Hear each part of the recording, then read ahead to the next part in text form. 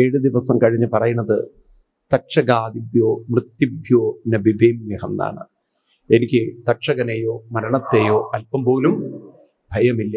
കാരണം മനസ്സിന് വലിയൊരു മാറ്റമുണ്ടായി, പരിവർത്തനമുണ്ടായി എന്ന് ആ പരീക്ഷത്തിന്റെ ജീവിതാനുഭവത്തിലൂടെ നമുക്ക് കാണാൻ സാധിക്കും. ഇത് നമുക്കെല്ലാവർക്കും ഒരു പാഠമാണ്. നമ്മൾ ഈ ഭാഗവതം കേൾക്കുന്നത് ഇതിനു വേണ്ടിയാണ്. അതാണ് നമ്മൾ വെറുതെ സപ്താഹം കേട്ട് പോവല്ല. ഇവിടുന്ന് അങ്ങോട്ട് ജീവിതത്തിലൊരു മാറ്റം നമുക്ക് ഉണ്ടാവണമെങ്കിൽ കുറച്ചൊരു പണി നമ്മൾ എടുക്കേണ്ടതുണ്ട്. അത് മനസ്സിലായാൽ നിങ്ങൾ സുകൃതികളാണ്. മനസ്സിലായില്ലേ? എനിക്ക് എൻ്റെ ഉള്ളിലൊരു റീസ്ട്രക്ചറിങ് നടത്തേണ്ടതുണ്ട്, എൻ്റെ ഉള്ളിലൊരു റീകൺസ്ട്രക്ഷൻ നടത്തേണ്ടതുണ്ട്, ഒരു റിഫൈനിങ് നടത്തേണ്ടതുണ്ട്, ഒരു റീമോഡലിംഗ് നടത്തേണ്ടതുണ്ട്. അപ്പോഴാണ് എൻ്റെ ജീവിതത്തിലും ഒരു മാറ്റങ്ങൾ ഉണ്ടാവുന്നതെന്ന് ഒരു അവയർനെസ് നമുക്ക് വരും. അത് തന്നെയാണ് ജീവിത അനുഗ്രഹം. അനുഗ്രഹം എന്ന് പറയുന്ന വാക്കിനർത്ഥം ഈശ്വരൻ അനുഗ്രഹിക്കുക എന്ന് പറഞ്ഞാൽ എന്താണ് അനുഗ്രഹം? നിങ്ങളുടെ ഉള്ളിലാണ് നിങ്ങൾ മാറ്റം വരുത്തേണ്ടതെന്ന തിരിച്ചറിവാണ് അനുഗ്രഹം. ഇതിൽ പരം വേറെ ഒരു അനുഗ്രഹവും ഇല്ല. ഇത് നിങ്ങൾക്ക് ഉദ്ധവരിലൊക്കെ കാണാൻ സാധിക്കും. ഉദ്ധവരൊക്കെ ആദ്യം കൃഷ്ണനോട് പറയണത്, കൃഷ്ണ അങ്ങേ വിട്ട് വിരിഞ്ഞിരിക്കാനൊന്നും എനിക്ക് പറ്റില്ല, നാഹം തവാംഗ്രി കമലം ക്ഷണാർദ്ധമപി കേശവ, അങ്ങ് പോയാൽ പിന്നെ ഞാൻ എങ്ങനെ ജീവിക്കുന്ന? പക്ഷേ ഭഗവാൻ ആ ഉദ്ധവർക്ക് വളരെ ഗംഭീരമായ എക്സോസ്റ്റീവായിട്ടുള്ള ഒരു നല്ലൊരു കൗൺസിലിംഗ് കൊടുക്കുകയാണ്. ഇടയ്ക്കൊക്കെ ഉദ്ധവർ ചോദിക്കും ഭഗവാനോട്, അത് ത്യാഗം ബുദ്ധിമുട്ടല്ലേ കൃഷ്ണ, ഏകാഗ്രത കിട്ടൽ ബുദ്ധിമുട്ടല്ലേ കൃഷ്ണ, എങ്ങനെയാണ് മനസ്സിനെ ഉയർത്തിയെടുക്കേണ്ടത് കൃഷ്ണ, എങ്ങനെയാണ് ഏകാഗ്രത, ഇങ്ങനെ പല പല ചോദ്യങ്ങൾ. അങ്ങനെ ഭഗവാൻ 21ഓളം ഉദ്ധവന്റെ ചോദ്യങ്ങൾക്കൊക്കെ ഉത്തരം കൊടുത്ത് അവസാനം ഉദ്ധവരെന്താ പറയണത് അറിയോ? ഒരു വലിയ മാറ്റം മനസ്സിലുണ്ടായി, കൺവിക്ഷൻ വന്നു, വലിയൊരു ബോൾഡ്നെസ് വന്നു. ഉദ്ധവർ പറയുന്നത്, ഇനി എനിക്ക് ഒറ്റ കാര്യമുള്ളൂ, ഞാൻ ഒരിക്കലും അങ്ങയെ അല്ലെങ്കിൽ ആ നാമസ്മരണം മറക്കാതെ അനുഷ്ഠിക്കാൻ മാത്രം അനുഗ്രഹിച്ചാൽ മതി എന്നാണ്. കാരണം ഉദ്ധവർക്ക് മനസ്സിലായി, മനസ്സ് മാറ്റിയെടുത്താൽ മാത്രമേ ജീവിത പ്രശ്നങ്ങളെ പരിഹരിക്കാൻ, അല്ലാതെ ഒരു കൃഷ്ണനും എൻ്റെ പ്രശ്നങ്ങളെ പരിഹരിക്കാൻ സാധ്യമല്ല. മനസ്സിലാവുണ്ടോ നിങ്ങൾക്ക്? ഇത് നിങ്ങളുടെ ഉള്ളിൽ ഉറപ്പിക്കണം. അതാണ് ഗീതയില് 4-ാം അധ്യായത്തിലെ 38-ാം ശ്ലോകത്തിൽ പറയും, നഹി ജ്ഞാനേന സദൃശം പവിത്രമിഹ വിദ്യതേ തത്സ്വയം യോഗസംസിദ്ധ കാലേന ആത്മനിവിന്ദതി. നഹി ജ്ഞാനേന സദൃശം, ഈ ജ്ഞാനമല്ലാതെ നിങ്ങളെ പവിത്രീകരിക്കാൻ ഒരു ഷോർട്ട് കട്ടില്ല. ഇതാണ് ജീവിതത്തിന്റെ ഏറ്റവും വലിയ സൗഭാഗ്യം, അനുഗ്രഹം, ധന്യത എന്നൊക്കെ പറയുന്നത്. ഇത് നമ്മുടെ ഉള്ളിൽ ഉറച്ചു കിട്ടണം. എൻ്റെ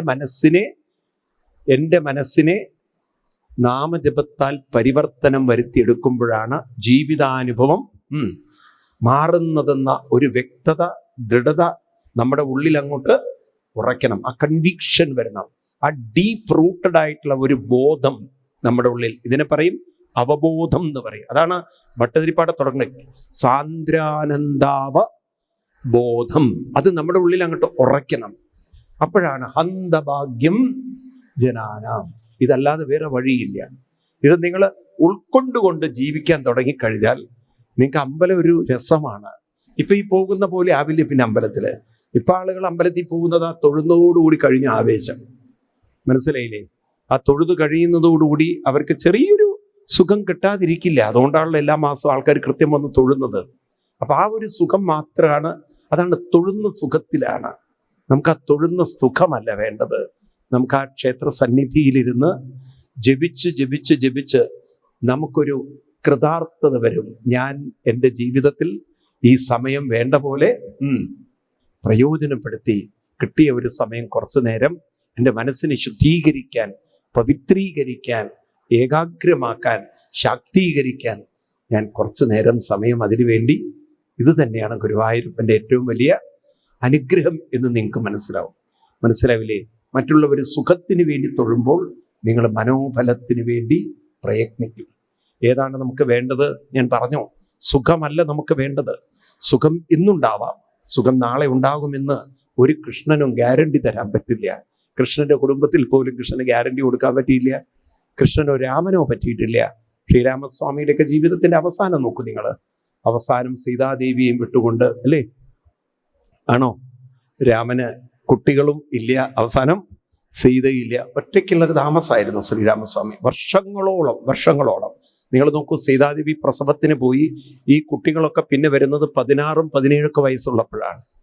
അപ്പൊ എത്ര കൊല്ലം സീതാദേവിയിൽ നിന്ന് വിട്ടുപിരിഞ്ഞിരുന്നു ശ്രീരാമൻ? 16 വർഷത്തോളം. കുട്ടികൾ ആ സമയത്താണ് തിരിച്ച് അയോധ്യയിലേക്ക് പിന്നെ വരുന്നത്.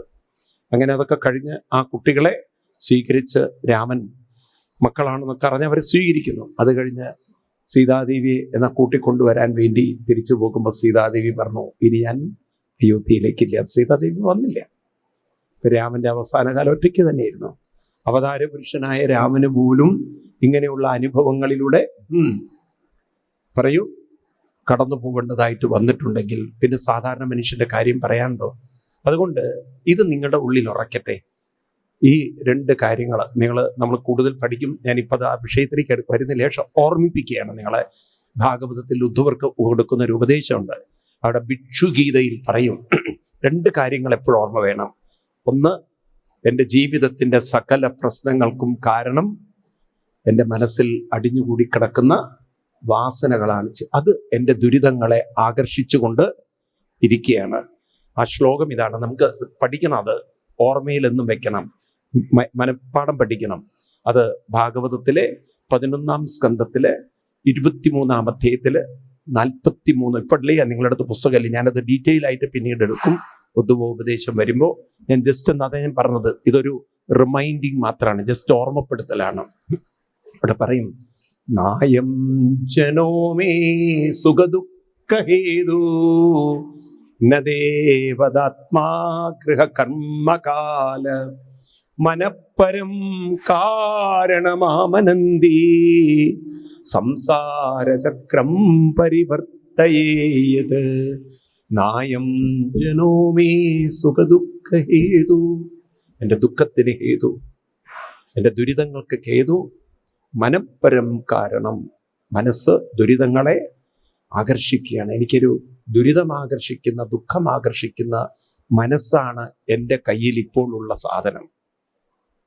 മനസ്സിലാവുണ്ടല്ലോ? ദുരിതം ആകർഷിക്കുന്ന ഒരു മനസ്സാണ് എൻ്റെ കയ്യിലുള്ളത്. മനസ്സിലാവുണ്ട് നിങ്ങൾക്ക്? ഈ ദുരിതം ആകർഷിക്കുന്ന മനസ്സുള്ളിടത്തോളം കാലം ഒരു ദുരിതത്തിന്റെ പിന്നിൽ വേറൊരു ദുരിതം വന്നേ പറ്റുള്ളൂ. പക്ഷെ ഇപ്പോഴും എനിക്ക് മനസ്സിലായി, എന്ത്? ദാനം സ്വധർമ്മോ നിയമോ യമശ്ച ശ്രുതം ച കർമാണി ച സൽവൃതാനി സർവേ മനോ നിഗ്രഹലക്ഷണന്ത പരോഹി യോഗോ മനസ്സമാധി. എൻ്റെ ജീവിതത്തിൽ മനസ്സിന് എന്ത് ചെയ്യണം? മനോനിഗ്രഹം. ഈ ചിന്തകളെ, ദുർബല ചിന്തകളെ നിഗ്രഹിക്കണം. അതിനാണ് ഞാൻ സാധനകൾ അനുഷ്ഠിക്കുന്നത്, അതിനാണ് ഞാൻ ക്ഷേത്രത്തിൽ പോകുന്നത്, അതിനാണ് ഞാൻ എൻ്റെ ജീവിതത്തെ ഞാൻ പ്രയോജനപ്പെടുത്തുന്നത്. ഈ ക്ലാരിറ്റി, ഈ കൺവിക്ഷൻ, ഇത് നമ്മുടെ ജലയിൽ ഉണ്ടായാൽ, ഈ ജ്ഞാനം ഉണ്ടായാൽ പവിത്രം ജീവിതം. അതാണ് കൃഷ്ണൻ പറഞ്ഞത്, നഹി ജ്ഞാനേന സദൃശം പവിത്രം ഇഹ വിദ്യതേ. ഈ ജ്ഞാനത്തിന് തുല്യമായ ജീവിതത്തെ പവിത്രീകരിക്കാൻ വേറെ യാതൊന്നും ഇല്ല. ഇത് നമ്മുടെ ഉള്ളിൽ അങ്ങോട്ട് ഉറച്ചു കിട്ടണം. അപ്പം നമ്മുടെ ജീവിതത്തിൽ ഇത്രയും നോക്കൂ, എന്തൊരു രസമാണെന്നുള്ളത്. നമ്മളിപ്പോൾ ഒരു കണ്ണാടിയിൽ നോക്കുമ്പോൾ ആ കണ്ണാടിയിൽ മുഴുവൻ പൊടി പിടിച്ചതാണെങ്കിൽ നമ്മുടെ മുഖത്തെ അതിന് റിഫ്ലക്റ്റ് ചെയ്യാൻ പറ്റില്ല. ഗീതയില് 3-ാം അധ്യായത്തിലെ കൃഷ്ണൻ ഈ തോട്ട്സ് പറയുന്നത് എനിക്ക് തോന്നുന്നു 34-ാമത്തെ ശ്ലോകമായിരിക്കണം. അവിടെ പറയും, ധൂമേനാവ്രിയദേവഗ്നി യഥാ ദർപ്പോ മലേനച്ച. ഇതൊക്കെ കൃഷ്ണൻ പറഞ്ഞ വരികൾ ഞാൻ ആവർത്തിക്കണം മാത്രം. എപ്രകാരമാണോ ഒരു കണ്ണാടിയിൽ പൊടി പറ്റിക്കഴിഞ്ഞാൽ ആ കണ്ണാടിക്ക് വേണ്ട പോലെ നമ്മുടെ ഫേസിനെ റിഫ്ലക്റ്റ് ചെയ്യാനുള്ള കഴിവില്ലാത്തത്, അതിനിപ്പോൾ എന്താ വേണ്ടത്? ആ പൊടി തുടച്ചു വൃത്തിയാക്കണം. ഇത് തന്നെ നിങ്ങൾ ഓർത്താൽ മതി. മനസ്സാകുന്ന കണ്ണാടിയിൽ ദുരിതങ്ങളാകുന്ന പൊടി പറ്റിയാൽ ദുരിതങ്ങൾ മാത്രമേ കാണുകയുള്ളൂ. ആ വേണ്ടാത്ത ദുഃഖങ്ങളെ, ദുരിതങ്ങളെ, കഷ്ടപ്പാടുകളെയൊക്കെ ആ പൊടികൾ അവിടുന്ന് നീക്കം ചെയ്താൽ പിന്നെ കാണുന്നത് മുഴുവൻ മനോബലവും ആത്മസുഖവും ആത്മതൃപ്തിയും. നോക്കൂ, നിങ്ങൾ ഇതേ മനസ്സ് നേടിത്തരികയാണ്. അതാണ് നേരത്തെ കപിലൻ പറഞ്ഞത് അമ്മയോട്, മനസ്സ് തന്നെയാണ് ചേതക്കലസ്യ, ഓർക്കുന്നുണ്ടോ എന്നറിയില്ല, ചേതക്കലസ്യ ബന്ധായ, ബന്ധനമുണ്ടാക്കുന്നതും മനസ്സാണ്. സെയിം മൈൻഡ് തന്നെയാണ് മുക്തായ, നമുക്ക് സദ്ഗതിയും തരുന്നത് മനസ്സാണ്, അധോഗതി തരുന്നതും മനസ്സാണ്. വീണ്ടും ഗീതയിൽ നിങ്ങൾക്ക് ഓർമ്മ ഉണ്ടാവും, കൃഷ്ണൻ പറയുന്നത് ആത്മനോ ആത്മൈവ ബന്ധു ആത്മനോ ആത്മൈവ രിപു. അവനവന്റെ എനിമിയും അവനവന്റെ ഏറ്റവും ബെസ്റ്റ് ഫ്രണ്ടും അവനവന്റെ മനസ്സ് തന്നെയാണ്. ഇതൊക്കെ നമുക്ക് വ്യക്തമായി കഴിഞ്ഞു കഴിഞ്ഞാൽ പിന്നെ നിങ്ങൾക്ക് ഒരു കൺഫ്യൂഷൻ ഇല്ല, കാര്യം ക്ലിയർ ആണ്. ഇതിപ്പോൾ നമ്മൾ ഗൂഗിൾ മാപ്പ് ഇട്ട് പോകുന്ന പോലെയാണ്. ഒരിക്കൽ നിങ്ങൾക്ക് ഡെസ്റ്റിനേഷൻ ക്ലിയർ ആണ്, നിങ്ങൾ മൊബൈലിൽ കൊടുത്തു കഴിഞ്ഞാൽ നിങ്ങൾക്ക് ആ റൂട്ട് ക്ലിയർ ആയി വന്നിട്ടുണ്ടെങ്കിൽ പിന്നെ ധൈര്യമായിട്ട് നിങ്ങൾക്ക് ഡ്രൈവ് ചെയ്യാം. ആ ഡെസ്റ്റിനേഷനിൽ നിങ്ങൾ എത്തുന്ന പോലെ നമ്മുടെ ജീവിതത്തിലും ഒരു മാപ്പ് സെറ്റ് ചെയ്ത് പോയാൽ ഇതാണ് നല്ല അനുഭവങ്ങൾ വരാനുള്ള ഒരു വഴി, മാർഗം. ഇതാണ് എൻ്റെ ജീവിതത്തിൽ ഞാൻ അനുഷ്ഠിക്കേണ്ട മാർഗം. ഇതിനെയാണ് പറയുക. ഇപ്പോൾ നമ്മൾ ഗൂഗിൾ മാപ്പ് മൊബൈലിലാണെങ്കിൽ ഇവിടെയുള്ളൊരു മാപ്പാണ്, നമ്മുടെ ഋഷിവര്യന്മാർ തന്നിരിക്കുന്ന മാപ്പാണ്. ഇവിടെയുള്ളൊരു മാപ്പാണ് ആത്മജ്ഞാന മാപ്പ്. ഇതേതാണ്? നമുക്ക് നമ്മളെക്കുറിച്ചുള്ള ഒരു ആത്മജ്ഞാനം. ഏത് ജ്ഞാനം? അവനവനെക്കുറിച്ച് ഒരു അവയർനെസ് തരുന്ന ഒരു മാപ്പ്. നമുക്ക് നമ്മളെക്കുറിച്ചുള്ളൊരു അവബോധം ഉണ്ടാവുക, ദിസ് ഇസ് ലൈഫ് എന്നുള്ളത്. അങ്ങനെ നമുക്ക് കടന്നു പോവാൻ സാധിച്ചാൽ തന്നെ ജന്മം സുകൃതമാണ്, ജന്മം സഫലമാണ്, ജന്മം ധന്യമാണ്. മനസ്സിലായില്ലേ? സത്യത്തിൽ ആരുടെയും ജന്മം ദുരിതങ്ങൾ ഉള്ളതല്ല. പക്ഷെ ആരും സമ്മതിക്കില്ലത്. അയ്യോ അങ്ങനെയല്ലോ, ദുരിതങ്ങളുണ്ടല്ലോ, കഷ്ടപ്പാടുകളുണ്ടല്ലോ, വിഷമങ്ങളുണ്ടല്ലോ. പക്ഷെ അത് എന്തുകൊണ്ട് ഇല്ല എന്ന് പറയുന്നത് ചോദിച്ചു കഴിഞ്ഞാൽ അവരുടെ മനസ്സിലെ ദുരിതങ്ങളാണ്. അവരുടെ ഇപ്പൊ നോക്കൂ, ഇവിടെ നല്ല കൊതുകാണ്. ഞാനിങ്ങനെ പ്രഭാഷണം ചെയ്യുമ്പോഴേ എൻ്റെ പുറത്ത് അവർ പ്ലാറ്റ്ഫോം അടിച്ച് ശരിയാക്കുകയാണ്. പക്ഷെ ഞാനിപ്പോൾ ചന്ദനത്തിരി കത്തിക്കാൻ പറഞ്ഞപ്പോൾ അവരിപ്പോൾ വരുന്നില്ല. അപ്പോൾ അവർക്ക് പറ്റാത്തൊരു എൻവയറമെന്റിൽ അവർ നിൽക്കുന്നില്ല. അവർക്ക് പറ്റുന്ന ഒരു അന്തരീക്ഷത്തിലെ അവർ നിൽക്കുള്ളൂ. ആണോ? പറയൂ നിങ്ങൾ. ഇതുപോലെയാണ് ദുരിതങ്ങളും. നമ്മൾ നാമം ജപിക്കുന്നത് ഈ ദുരിതങ്ങളാകുന്ന കൊതുകുകളെ പറത്തുകയാണ്. ചന്ദനത്തിരി കത്തിച്ച് കൊതുകിനെ പറത്തുന്ന പോലെ നാമം ജപിച്ച് ഈ ദുരിതങ്ങളാകുന്ന കൊതുകുകൾ മനസ്സിൽ നിന്നും പറക്കപ്പ് ഉപദ്രവിക്കില്ല. അതിനത്രയും ചന്ദനത്തിരി കത്തിച്ച് പുക കൊണ്ട് കൊതുകിനെ ഓടിക്കുന്ന പോലെ അത്രയും മനസ്സിലെ ദുരിതങ്ങളാകുന്ന കൊതുകുകളെ ഏത് കത്തിച്ച് ഓടിക്കണം? നാമം ജപിച്ച് ഓടിക്കണം. അത് നമുക്ക് വ്യക്തമായാൽ നമുക്ക് കാര്യം ജീവിതം വ്യക്തമായി ക്ലിയറായി. നിൽക്കട്ടെ. ഇനി നമ്മൾ കാണുന്ന ഒരു ഭാഗം ധ്രുവചരിതമാണ്. ഇപ്പൊ ഇവിടെ ധ്രുവചരിതം എന്ന് പറയുമ്പോൾ നേരത്തെ സ്വയംഭൂമനുവിന്റെ കഥ പറഞ്ഞപ്പോൾ 5 മക്കളുണ്ടായിരുന്നു എന്ന് പറഞ്ഞു. അതിൽ 3 പെൺകുട്ടികൾ. അതാണ് നേരത്തെ ദേവഹൂതിയുടെ കഥ പറഞ്ഞു. അമ്മ കപിലൻ അമ്മയ്ക്ക് കൊടുക്കുന്ന ഉപദേശങ്ങളൊക്കെ കണ്ടു നമ്മൾ. രണ്ടാമത്തത് പ്രസൂതി ദേവി, ആകൂതി ദേവി. ആകൂതിയിലാണ് നരനാരായണ ഋഷിയൊക്കെ ഉണ്ടാകുന്നത്. ആ കഥകൾ ഏകാദശത്തിൽ പറയുന്നതുകൊണ്ട് കൂടുതൽ ഡീറ്റെയിൽ ആയിട്ട് പറയില്ല എന്ന് മാത്രം. ഇപ്പോൾ പിന്നീട് 2 ആൺമക്കളായിരുന്നു ഉണ്ടായിരുന്നത്. ആൺമക്കളിൽ മൂത്തവനായിരുന്നു ഉത്താനപാദ മഹാരാജ. ഈ ഉത്താനപാദ മഹാരാജാവ് 2 കല്യാണം കഴിച്ചിട്ടുണ്ട്. ആദ്യത്തെ കല്യാണം സുനീതി എന്ന് പറയുന്ന പെൺകുട്ടിയായിട്ടും 2 സുരുചി എന്ന് പറയുന്ന കുട്ടി. ഈ കഥകളൊക്കെ നിങ്ങൾക്ക് അറിയുന്നതുകൊണ്ട് ഞാൻ അത്ര കഥയിലേക്ക് ഡീറ്റെയിൽ ആയിട്ട് പോകില്ല. സുനീതിയിലുണ്ടായ പുത്രനാണ് ധ്രുവൻ. സുരുചിയിലുണ്ടായ പുത്രനാണ് ഉത്തമൻ. അങ്ങനെ കാലം മുന്നോട്ട് പോയി. സുനീതിയെ സംബന്ധിച്ച് എന്തോ ചിലർക്കൊക്കെ ഉണ്ടല്ലോ, ജന്മഭാഗ്യമായിരിക്കാം, ചെറുപ്പത്തിലെ അവരനുഷ്ഠാനത്തിൽ അങ്ങനെ ജീവിതം കൃത്യമായി കൊണ്ട് നടക്കും. അതെന്തോ ഒരു സുഹൃതം പോലെ അവരുടെ ജീവിതത്തിൽ അതിൻ്റെ വ്യത്യസ്തതയും കാണാൻ പറ്റും. സുനീതി അങ്ങനെ ഒരു അനുഷ്ഠാനത്തിലൂന്നി ജീവിതം കൊണ്ടു നടന്ന ഒരാളായിരുന്നു. ഒരു വളരെ കൃത്യതയിൽ ജീവിതം കൊണ്ടു നടന്നു. അവർ കൂടുതൽ അവരുടെ മനസ്സിനെ ശുദ്ധീകരിക്കുന്നതിലും ശാക്തീകരിക്കുന്നതിലും സമയം കണ്ടെത്തി. എന്നാൽ സുരുചി മുഴുവൻ കുനുട്ടുബുദ്ധിയായിരുന്നു. ഈ മൊബൈലിൽ തോണ്ടി എപ്പോഴാണ് എൻ്റെ മകന് രാജ്യം കിട്ടുക, എന്നിട്ട് വേണം എനിക്ക് അടിച്ചു പൊളിക്കാൻ, എന്നിട്ട് വേണം എനിക്ക് മകൻ്റെ കൂടെ രാജമാതാവിൻ്റെ പദവിയിലിരുന്ന് കറങ്ങി ജീവിക്കാൻ കിട്ടാവുന്ന ഭൗതിക സുഖത്തിൻ്റെ, ലൗകിക സുഖത്തിൻ്റെ ആ സ്വപ്ന ഭൂമിയിലായിരുന്നു ആര്? സുരുചി. അതുകൊണ്ട് അവരെന്ത് വെച്ചാൽ രാജാവിൽ നിന്ന് തൻ്റെ പുത്രൻ്റെ രാജ്യം കിട്ടാൻ രാജാവിന് സുരുചി എന്നുള്ള പേര്, നല്ല രുചിയുള്ള ഭക്ഷണമൊക്കെ ഉണ്ടാക്കി കൊടുക്കും. ഇപ്പൊ രാജാവിനെ ഭക്ഷണം കൊണ്ട് മയക്കിയെടുക്കുന്നതിൽ വിജയം കൈവരിച്ച സ്ത്രീയായിരുന്നു ആര്? സുരുചി. അപ്പൊ കാലം കൊണ്ട് സുരുചിയോടായി രാജാവിന് ഇഷ്ടം. നല്ല ഭക്ഷണം കിട്ടും, പിന്നെ കൊഞ്ചി കൊഞ്ചി വർത്തമാനം പറയും. രാജാവിൻ്റെ പുറത്ത് കൊതുകടിച്ചാൽ ചൊറിഞ്ഞു കൊടുക്കും. ചൊറിയുന്നവരെയാണല്ലോ കുറച്ചുകൂടി ഇഷ്ടപ്പെടുക. സുനീതിയാണെങ്കിൽ പറയും, രാജാവ് ഇതൊക്കെ മനസ്സിൻ്റെ പ്രശ്നമാണ്, മനസ്സ് നേരെയാക്കണം എന്നൊക്കെ പറഞ്ഞ് രാജാവിനെ ഉപദേശിക്കും. ചിലവർക്കാണെങ്കിൽ അതൊന്നും അത്ര ഇഷ്ടപ്പെടില്ല. ഈ ഉപദേശം ആർക്കും വേണ്ട, എല്ലാവർക്കും വേണ്ട ചൊറിഞ്ഞു കൊടുക്കുന്നവരെയാണ്. ഇപ്പൊ രാജാവിന് ഏറ്റവും കൂടുതൽ ഇഷ്ടം ആരെയായി? സുനീതിയല്ല, സുരുചിയായി. അങ്ങനെ സുരുചി രാജാവിനെ അങ്ങനെ പ്രീണിപ്പിച്ചും പ്രലോഭിപ്പിച്ചും അങ്ങനെ പ്രോത്സാഹിപ്പിച്ചൊക്കെ ഹൃദയം എടുത്തു. ക്രമേണ തൻ്റെ പുത്രൻ രണ്ടാമനാണ്, മൂത്തവനാണ് രാജാധികാരം, രാജപദവി അനുസരിച്ച് പോവേണ്ടത്. പക്ഷെ രാജാവിലുള്ള സ്വാധീനം കൊണ്ട് സുരുചി അത് തൻ്റെ പുത്രനിലേക്ക് സ്വയം അങ്ങോട്ട് തീരുമാനിച്ചു. സുനീതിക്ക് മനസ്സിലായി കാര്യങ്ങളൊക്കെ ഇത്തിരി സുരുചിയാണ് ഹാൻഡിൽ ചെയ്യുന്നത്. അപ്പൊ സുനീതിയെ സംബന്ധിച്ച് അതൊരു പ്രതിഷേധമായിട്ടല്ല കണ്ടത്. തന്നെ രാജാവ് അവഗണിക്കുന്നു.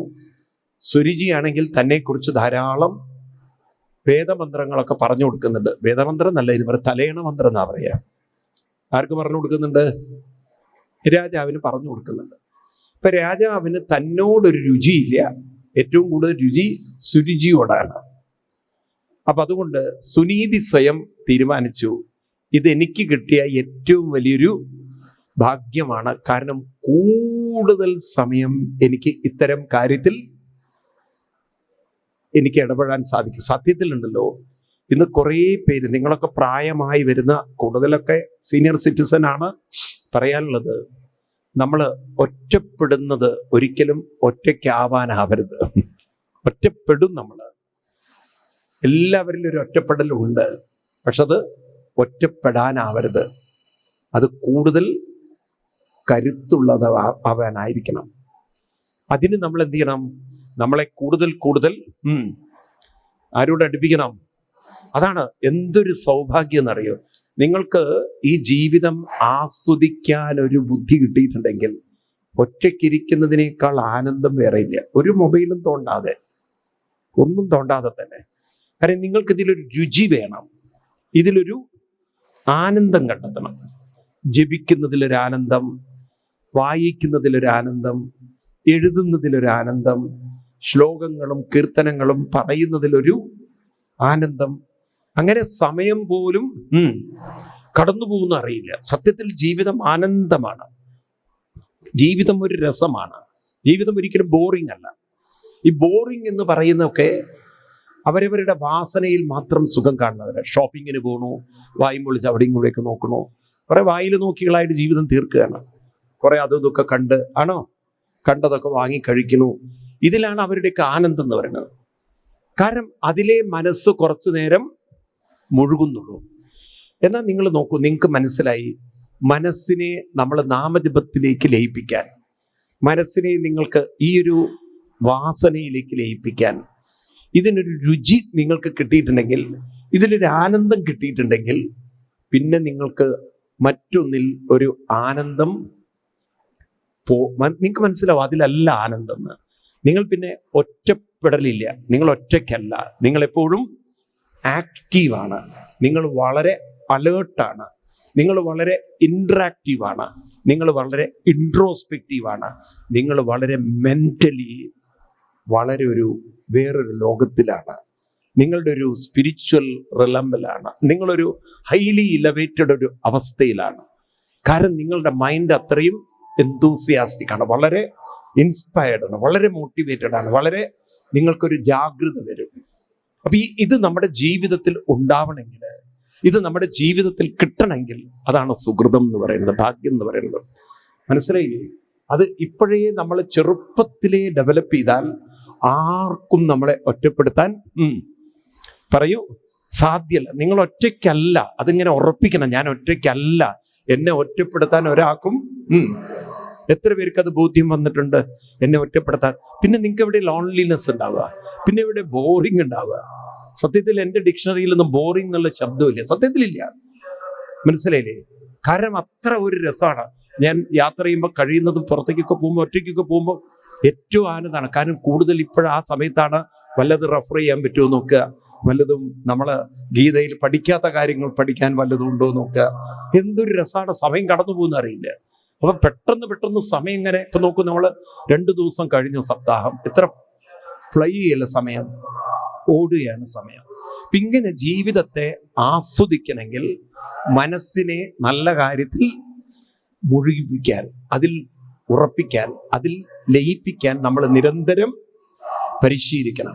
അതാണ് തുടക്കത്തിലൊക്കെ ഇത്തിരി ഉണ്ടല്ലോ, നാമം ജപിച്ച് മനസ്സിനെ അങ്ങനെ അരച്ചരച്ച് നാമത്തിലേക്ക് ചേർക്കണം. ഇവിടെ കളഭം ഒക്കെ ഉണ്ടാക്കുന്ന കണ്ടില്ലേ, അതിപ്പോഴും കൈകൊണ്ട് അരച്ച് ആ മുട്ടി ഇങ്ങോട്ട് തേഞ്ഞ് കിട്ടാൻ കുറച്ചൊരു പാടാണ്. ഇതുപോലെ ഇതിലൊരു ആനന്ദം കിട്ടാൻ നമ്മൾ മനസ്സിനെ കുറച്ചു നേരം ഈ അനുഷ്ഠാനങ്ങളിലേക്ക് കൊണ്ടുവരണം. അങ്ങനെ കൊണ്ടുവന്ന് ശീലിച്ചു പിന്നെ ഭാഗവതത്തിലേക്കും പിന്നെ ഏതിലേക്കും കൊണ്ടുപോകാൻ അത്ര ബുദ്ധിമുട്ടുണ്ടാവില്ല. സുനീതി അങ്ങനെ ട്രെയിൻഡ് ആളായിരുന്നു. അതുകൊണ്ട് രാജാവിന് തന്നിൽ ഇൻട്രസ്റ്റ് ഇല്ല എന്ന് കണ്ടപ്പോൾ സുനീതിക്ക് കൂടുതലൊരു സൗഭാഗ്യമായി തോന്നി. രാജാവിന് എന്നിൽ ഇൻട്രസ്റ്റ് ഇല്ലെങ്കിൽ എനിക്ക് അത്രയും സമയം ഇത്തരം കാര്യങ്ങളിൽ ഇൻട്രസ്റ്റോടുകൂടി ജീവിക്കാൻ അതൊരു ബ്ലെസ്സിങ് ആയിട്ടാണ് ആര് കണ്ടത്? സുനീതി കണ്ടത്. ഇത് വളരെ അടിവരയിട്ട് പഠിക്കേണ്ട ഒരു കാര്യമാണ്. മറ്റുള്ളവർ അവഗണിക്കുമ്പോൾ തളരേണ്ടവരല്ല. മറ്റുള്ളവരെ അവഗണിക്കുമ്പോൾ മനസ്സിലാക്കണം, ഭഗവാനെ പരിഗണിക്കാനുള്ളൊരു ഭാഗ്യമാണ് മറ്റുള്ളവരെന്നെ അവഗണിക്കുന്നത്. അപ്പോൾ ഒരു ഭാഗത്ത് അവഗണിക്കപ്പെടുമ്പോൾ വേറൊരു ഭാഗത്ത് നമ്മൾ കൂടുതൽ എന്ത് ചെയ്യണം? ഇൻവോൾവ് ചെയ്യണം. ഇന്നിപ്പോൾ അങ്ങനെയുള്ള വീടുകളിലൊക്കെ ഒരു അവഗണന വരുമ്പോൾ വേറൊരുത്തന്നെ പോയി തോണ്ടാൻ തുടങ്ങും. അപ്പോഴാണ് കുടുംബകലഹങ്ങളൊക്കെ ഉണ്ടാവുന്നത്. മനസ്സിലായില്ലേ? ഇവിടെ ആരിൽ തോണ്ടണം? ഇവിടെ ആരിൽ മുഴുകണം? ഭഗവാന്റെ കാര്യത്തിൽ. അങ്ങനെ സുനീതി തൻ്റെ ജീവിതത്തെ ചിട്ടപ്പെടുത്തി അങ്ങനെ കൊണ്ടുപോയി. കാലം മുന്നോട്ട് പോയി. ഒരിക്കല് കൊട്ടാരത്തിൽ സുനീതി പോവാറില്ലെങ്കിലും ഒരിക്കൽ ധ്രുവൻ ചെല്ലുമ്പോൾ അവിടെ അച്ഛൻ്റെ മടിയിലിരിക്കുന്നു ഉത്തമൻ. അപ്പൊ ഇത് കണ്ടപ്പോൾ കുട്ടിയല്ലേ, ധ്രുവനും തോന്നി അച്ഛൻ്റെ മടിയിലൊന്നിരിക്കാന്ന്. ആ അച്ഛൻ്റെ മടിയിലേക്ക് ഇരിക്കാൻ വേണ്ടി ധ്രുവൻ ചാടുന്നതും, അച്ഛൻ ഒരു പരബ്രഹ്മം, പ്രത്യേക വികാരമൊന്നുമില്ലാത്തൊരു ജീവി അങ്ങനെ ഇരിക്കുന്നുണ്ട്. കാരണം സുരുചി അങ്ങനെയാണ് ട്രെയിൻ ചെയ്തിരിക്കുന്നത്. വരച്ച വരയിൽ ഈ ആനയെ പിടിച്ച് നിർത്തിയതുപോലെയാണ്. ആ തോട്ടി ചാരി വെച്ചാൽ പിന്നെ ആന അധികം അത് ഇളകില്ല. ആ തോട്ടിയുടെ ബലത്തിലാണ് അത് നിൽക്കുന്നത്, അല്ലേ? ഇതുപോലെ സുരുചി ഒരു തോട്ടി ചാരി വെച്ചിരിക്കുകയാണ്. ആരെ മേല്? ആനയുടെ മേലല്ല, രാജാവിന്റെ മേല്. അതുകൊണ്ട് വരച്ച വരയുന്ന ആ മനുഷ്യൻ മാറില്ല. അങ്ങനെ ഒരു ഭൂതം പോലെ അയാൾ അവിടെ ഇരിക്കുന്നു. ധ്രുവൻ മടിയിലേക്ക് കയറാൻ നോക്കുന്നു. സുരുചി അത് അട്ടഹസിച്ച് വരുന്നു, ഓടി വരുന്നു. ആ കുട്ടിയെ വലിച്ചെടുത്ത് മാറ്റി. നിനക്ക് അവിടെ ഇരിക്കാൻ എന്താടാ അധികാരം? നിനക്കെന്താ അതിന് അർഹത? നീ ആരാണടാ? നീ അന്യ സ്ത്രീ സംഭവം. നിന്റെ അച്ഛൻ ഉപേക്ഷിച്ചവളല്ലേ നിന്റെ അമ്മ? അവളുടെ പുത്രന് ഈ രാജ്യം ഭരിക്കാൻ എന്താ അർഹത? അതെന്റെ മകൻ ഇരിക്കാനുള്ള സ്ഥലമാണ്. എൻ്റെ മകനാണ് അതിന് യോഗ്യത. ആ മടി മാത്രമല്ല, ആ സിംഹാസനം. എന്നിട്ട് പറഞ്ഞു, നിനക്ക് അങ്ങനെ ഒരു മോഹം വല്ലതുണ്ടെങ്കിൽ പോയി മരിച്ച് എൻ്റെ വയറ്റിൽ എൻ്റെ കുട്ടിയായിട്ട് വരണം. ഇതാ കൊച്ചു കുട്ടിയുടെ മുഖത്ത് നോക്കി പറയാൻ ലജ്ജയില്ലാത്ത സ്ത്രീയായിരുന്നു ആര്? സുരുചി. ആ കുട്ടിയുടെ മുഖത്ത് നോക്കി ഇത് പറഞ്ഞതും കുട്ടി ഇങ്ങനെ അച്ഛൻ്റെ മുഖത്തേക്ക് നോക്കി. എന്തെങ്കിലും ഒരു പ്രതീക്ഷ ഉണ്ടോന്നും. അച്ഛനാണെങ്കിൽ തോട്ടി വെച്ച് സാധനല്ലേ, ഒരിളക്കുമില്ല, ഇങ്ങനെ നോക്കുന്നുണ്ട്. എന്തോ കേട്ട ഭാവം. കാരണം അങ്ങോട്ട് ഡെയിലി കേട്ടുകൊണ്ടിരിക്കുകയാണതേ. അങ്ങോർക്ക് ഇതിൽ പ്രത്യേകിച്ച് വികാരമൊന്നും തോന്നിയില്ലെങ്കിലേ അത്ഭുതമുള്ളൂ. ആ കുട്ടി അവിടുന്ന് ആ മനോവേദനയും കൊണ്ട് ഓടുന്നു. ചെന്ന് അമ്മയെ കെട്ടിപ്പിടിക്കുന്നു. പൊട്ടി പൊട്ടി കരഞ്ഞ് അമ്മ കുറെ തലയൊക്കെ തലോടി. ചെറിയ കുട്ടികളല്ലേ, കുറുമ്പ്, വികൃതി, അടി ഇടിയൊക്കെ ഉണ്ടാവുമല്ലോ. അപ്പം കുട്ടിയോട് ചോദിക്കാൻ എന്തിനാണെന്ന്. അപ്പോഴേക്കും കൊട്ടാരത്തിലെ തോഴിമാര് വന്ന് കാര്യങ്ങൾ പറഞ്ഞു. സുരുചി അത്രയും വേദനിപ്പിക്കുന്ന വാക്കുകളാണ് ഈ കുട്ടിയോട് പറഞ്ഞത്. പ്രതീക്ഷിക്കാത്ത വാക്കുകൾ, മർമ്മത്തിൽ കൊള്ളുന്ന, ഹൃദയത്തിൽ തറയ്ക്കുന്ന വാക്കുകളാണ്. ഇതൊക്കെയാണ് സുരുചി പറഞ്ഞതെന്ന് ഒരുപക്ഷെ തൃശ്ശൂരിലുള്ള ഒരാളാണ് കേൾക്കുന്നതെങ്കിൽ, ഒരു മലയാളിയാണ് കേൾക്കുന്നതെങ്കിൽ പിന്നെ എന്താ ഉണ്ടാവുക? പ്രത്യേകിച്ച് ഇപ്പോഴത്തെ ഗവൺമെന്റ് പോലത്തെ ഒരു ഗവൺമെന്റും പിന്നെ അവിടെ എന്താ സംഭവിക്കുക ഞാൻ പറയേണ്ട കാര്യമുണ്ടല്ലോ. അപ്പം പ്രതികാരവുമായിട്ട് ഉണ്ടാവില്ലയോ? എന്താവുന്നും മിണ്ടാത്ത നിങ്ങൾ ചൂലെടുക്കുമല്ലയോ? അങ്ങനെ തൻ്റെ മകനെ വെറുതെ വേണ്ടാത്ത വാക്കുകൾ പറഞ്ഞ് വേദനിപ്പിക്കുന്ന ഒരു സ്ത്രീയോട് അവളൊരു 2 ചോദിച്ചിട്ട് കാര്യം ചോദിക്കുമല്ലാരും. നിങ്ങളിൽ എത്ര പേര് ചോദിക്കും? അവിടെ കൈപൊക്കണ്ട ഗുരുവായൂരപ്പൻ്റെ മുന്നിൽ. സ്വഭാവം പുറത്തു വരും. അതിപ്പോ എത്ര നാമം ചൊല്ലിയാലും അട്ടയെ പിടിച്ച് മെത്തേ കടത്തിയാലും ചിലപ്പോൾ അതിൻ്റെ സ്വഭാവം കാണിക്കും. അപ്പൊ ഇവിടെ ആ കുട്ടി പൊട്ടിക്കരഞ്ഞതൊക്കെ ഇതൊക്കെ കേൾക്കുമ്പോൾ അവിടെയാണ് ആ സുനീതിയുടെ അനുഷ്ഠാനത്തിന്റെ ശക്തി. ആ ടെമ്പർ കംപ്ലീറ്റ് അവർക്ക് കൺട്രോൾ ചെയ്യാൻ സാധിച്ചു എന്നുള്ളതാണ്. തൻ്റെ മകൻ കടന്നു പോകുന്ന ഒരു വേദന, തന്നെയും തൻ്റെ പുത്രനെയും ഇൻസൾട്ട് ചെയ്യുന്ന, അച്ഛൻ്റെ മുന്നിലത്തെ അവഹേളിക്കുന്ന, വളരെ നിന്ദ്യമായ വാക്കുകൾ പറഞ്ഞ ആ സമയത്ത് സുനീതി കുട്ടിയുടെ തലയിൽ കൈവച്ചുകൊണ്ട്, അതുവരെ ആശ്വസിപ്പിക്കുകയായിരുന്നു, കൈവച്ചുകൊണ്ട് പറയുന്ന വരികൾ 8-ാം അധ്യായത്തിൽ പഠിക്കേണ്ടതുണ്ട്. കുട്ടിയുടെ തലയിൽ കൈവച്ചുകൊണ്ട് പറയുന്നു, ആതിഷ്ഠതത്താദ വിമത്സരത്വം ഉക്തം സമത്രാഭിയത വെളീകം ആരാധയാദുക്ഷജപാദപത്മം യദീച്ഛസേ അധ്യാസനം ഉത്തമോ യഥാ. എന്താ ഉണ്ണി? ആതിഷ്ഠതത്താദ. ഉണ്ണി തളരാനല്ല ഭൂമിയിൽ വന്നത്, ജീവിതം കൈവിടാനല്ല വന്നത്. ലോകം കൈവിട്ടാലും ഈശ്വരനെ കൈവിടരുത്. ഈ വാക്ക് മറക്കരുത് നിങ്ങൾ. The world may leave you but you should not leave ഭഗവാൻ. ലോകം നമ്മളെ കൈവിട്ടാലും പറയൂ, ഈ ഗുരുവായൂരമ്പലത്തിലൊക്കെ വരുന്ന എല്ലാ ഭക്തന്മാരും ഈ ഒരു പ്രതിജ്ഞ ചെയ്തു പോയാൽ തന്നെ എത്ര നല്ലതാണ്. ലോകം എന്നെ കൈവിടാം, ബന്ധങ്ങൾ എന്നെ കൈവിടാം, സമ്പത്ത് എന്നെ കൈവിടാം, പക്ഷെ ഞാൻ ഒരിക്കലും ആരെ കൈവിടില്ല. ഇത് പറയാൻ ധൈര്യമുള്ളവർ എത്ര പേരുണ്ട്? എത്ര പേർക്ക് ഉള്ളിൽ തട്ടി ഇത് പറയാനുള്ളൊരു കരുത്തുണ്ട്? ഇതാണ് അമ്മ കുട്ടിക്ക് പറഞ്ഞു കൊടുക്കുന്നത്. World may leave you but you should not leave God. ഭഗവാൻ, ആത്മബന്ധുവായ ഭഗവാനെ വിടരുത്. ആത്മസ്വരൂപനായ ഭഗവാനെ പറയണ. ആദിഷ്ടതത്താതെ ഞാൻ വായിക്കുന്നത് 4-ാം സ്കന്ധത്തിലെ 8-ാം അധ്യായത്തിലെ 19-ാമത്തെ ശ്ലോകം. ആദിഷ്ടതത്താദ വിമത്സരത്വം ഉക്തം സമത്രാവിയത വെളീകം ആരാധയാദോക്ഷജപാദപത്മം യദീച്ഛസേ അധ്യാസനം ഉത്തമോ യഥാ. ഉത്തമൻ അവിടെ ഇരിക്കുന്ന അർഹത നേടിയത്. നീ വിചാരിക്കണ്ട ഉണ്ണി, നിനക്കതൊന്നും കിട്ടില്ല എന്നുള്ളത്. നമുക്കും ഇതെല്ലാം ഭഗവാൻ എത്തിച്ചു തരും. ഭഗവാൻ നമ്മളെ ഒരിക്കലും കൈവിടില്ല. ഭഗവാൻ കൈവിടാതിരിക്കണമെങ്കിൽ എന്ത് വേണം? നമ്മൾ ആ ഭഗവാനെ മുറുകെ പിടിക്കണം. ഒരു ഭക്തനും ഭഗവാനും തമ്മിലുള്ള ബന്ധം രാമകൃഷ്ണ പരമഹംസർ പറയും, കുരങ്ങന്റെ കുഞ്ഞും കുരങ്ങനും പോലെയാണെന്നാണ്. അതായത് കുരങ്ങന്റെ കുഞ്ഞ് കുരങ്ങനെ ഇങ്ങനെ അള്ളിപ്പിടിച്ചിങ്ങനെ വയറിൽ മുറുക്കി പിടിച്ച് അങ്ങനെ ഇരിക്കും. കുരങ്ങനെ എങ്ങോട്ടൊക്കെ ചാടിയാലും ആ കുട്ടി, നിങ്ങൾ വൃന്ദാവനത്തിലൊക്കെ പോയി കഴിഞ്ഞാൽ അല്ലെങ്കിൽ ഈ കാട്ടുപ്രദേശങ്ങളിലൊക്കെ നോക്കിക്കഴിഞ്ഞാൽ ഈ കുരങ്ങന്റെ കുട്ടി ഇങ്ങനെ തൂങ്ങിക്കിടക്കണം കാണാം. കുരങ്ങനാണെങ്കിൽ ഇങ്ങനെ സാധനം തൂങ്ങിയിട്ടുണ്ട് എന്നുള്ള ബോധം പോലും ഉണ്ടാവില്ല. അത് അതിൻ്റെ തനി സ്വഭാവം ഒരു കൊമ്പിൽ നിന്ന് മറ്റൊരു കൊമ്പിലേക്കും അവിടേക്കൊക്കെ ചാടിയാലും ആ കുട്ടി ഇന്ന് വരെ വീണ ചരിത്രമില്ല. ഇതുപോലെ നമ്മൾ ഒരു തൂക്കം ആരില്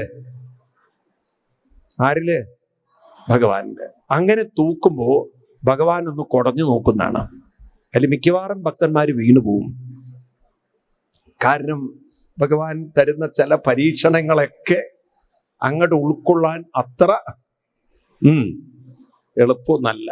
ഭഗവാൻ ഇന്ന് ചില പരീക്ഷണങ്ങളിലൂടെയൊക്കെ അങ്ങോട്ട്, കടുത്ത പരീക്ഷണങ്ങളിലൂടെയൊക്കെ അങ്ങോട്ട് കൊണ്ടുപോയി കളയും. കാരണം ഭഗവാൻ നോക്കും, വീഴുവോ ഭക്തൻ. ഈ വീഴില്ല എന്ന് ഉറപ്പ് വന്നാൽ പിന്നെ ഭഗവാൻ ഓക്കെ, സർട്ടിഫൈഡ്, ISI പ്രൂഫ്ഡ്, ഏറ്റവും നല്ല ആരാണ്? ഭക്തോത്തമനായി മാറിയതാണ്. പക്ഷെ അങ്ങനെ വിടാതെ പിടിക്കാനുള്ള ഒരു മെന്റൽ സ്ട്രെങ്ത് വരണമെങ്കിൽ അതിന് കുറച്ച് പണിയെടുക്കണം, മെനക്കെടണം. അല്ലാതെ ഒന്നും അത് വരില്ല. പറയാൻ സ്റ്റേജിൽ നല്ലോണം പറയാം, വിടരുത് എന്ന്, മനസ്സിലായില്ലേ? പക്ഷേ എന്തെങ്കിലും നഷ്ടങ്ങളും കഷ്ടങ്ങളും കോട്ടങ്ങളും വിഷമങ്ങളും വരുമ്പോൾ ആ സമയത്ത് അയ്യോ എന്നേ വിളി വരുള്ളൂ. ഗുരുവായൂരപ്പ എന്നുള്ള വിളി വരുമോ? വല്ല വേദനയൊക്കെ വന്നു കഴിഞ്ഞാൽ ഗുരുവായൂരപ്പ ഭഗവാനെ എന്നൊക്കെ വരുമോ? എന്താ ഒന്നും മിണ്ടാത്ത നിങ്ങള്? വരുമോ? പ്രസവ വാർഡിൽ പോയി നോക്കിയാൽ മതി. ഞാൻ ഈ ഗൈനക്കോളജിസ്റ്റ് ഡോക്ടേഴ്സൊക്കെ നമ്മൾ ഇതിനൊക്കെ വരുമ്പോൾ അവരോട് ചോദിക്കും, നിങ്ങളൊക്കെ ഈ പ്രസവം എടുക്കുന്നവരല്ലേ? എത്രയോ ഭക്തന്മാരൊക്കെ പ്രസവിക്കുന്നുണ്ടല്ലോ. ഏതെങ്കിലും ഒരു ഭക്തൻ ഗുരുവായൂരപ്പാ കൃഷ്ണ എന്നൊക്കെ പറഞ്ഞ് പ്രസവിച്ചവരുണ്ടോ എന്ന്? അപ്പൊ അവര് പറയും, ഞങ്ങളാണ് അങ്ങനെ പറയാറ് സ്വാമി, കാരണം ഇതൊന്ന് പ്രസവിച്ച് കിട്ടണ്ടേ. ഇതൊന്ന് പ്രസവിച്ച് കിട്ടാൻ വേണ്ടിയിട്ട് ഞങ്ങൾ പറയും, എന്താ ഗുരുവായൂരപ്പ ഇതൊന്ന് പ്രസവിച്ചാ നന്നായിരുന്നു. ആ പ്രസവ വേദന വന്നപ്പോ പോട്ടെ, അവരെ കാര്യം വിടും. നിങ്ങൾ എത്ര പേര് ഗുരുവായൂരപ്പ വിളിച്ചിട്ടുണ്ട് പ്രസവ വേദന സമയത്ത്? സത്യമാണോ പറയുന്നത്? അത് വാർഡിലേക്ക് കയറുന്നതിന് മുമ്പ് ഗുരുവായൂരപ്പ എന്നൊക്കെ വിളിച്ചിട്ടുണ്ടാവും. ശരിക്കും വേദന വരുന്ന സമയത്ത് ഗുരുവായൂരപ്പ എന്നൊക്കെ വരണമെങ്കിൽ ഇത്തിരി ബുദ്ധിമുട്ടാണോ? എന്താ മിണ്ടാത്തത്? എളുപ്പമാണോ?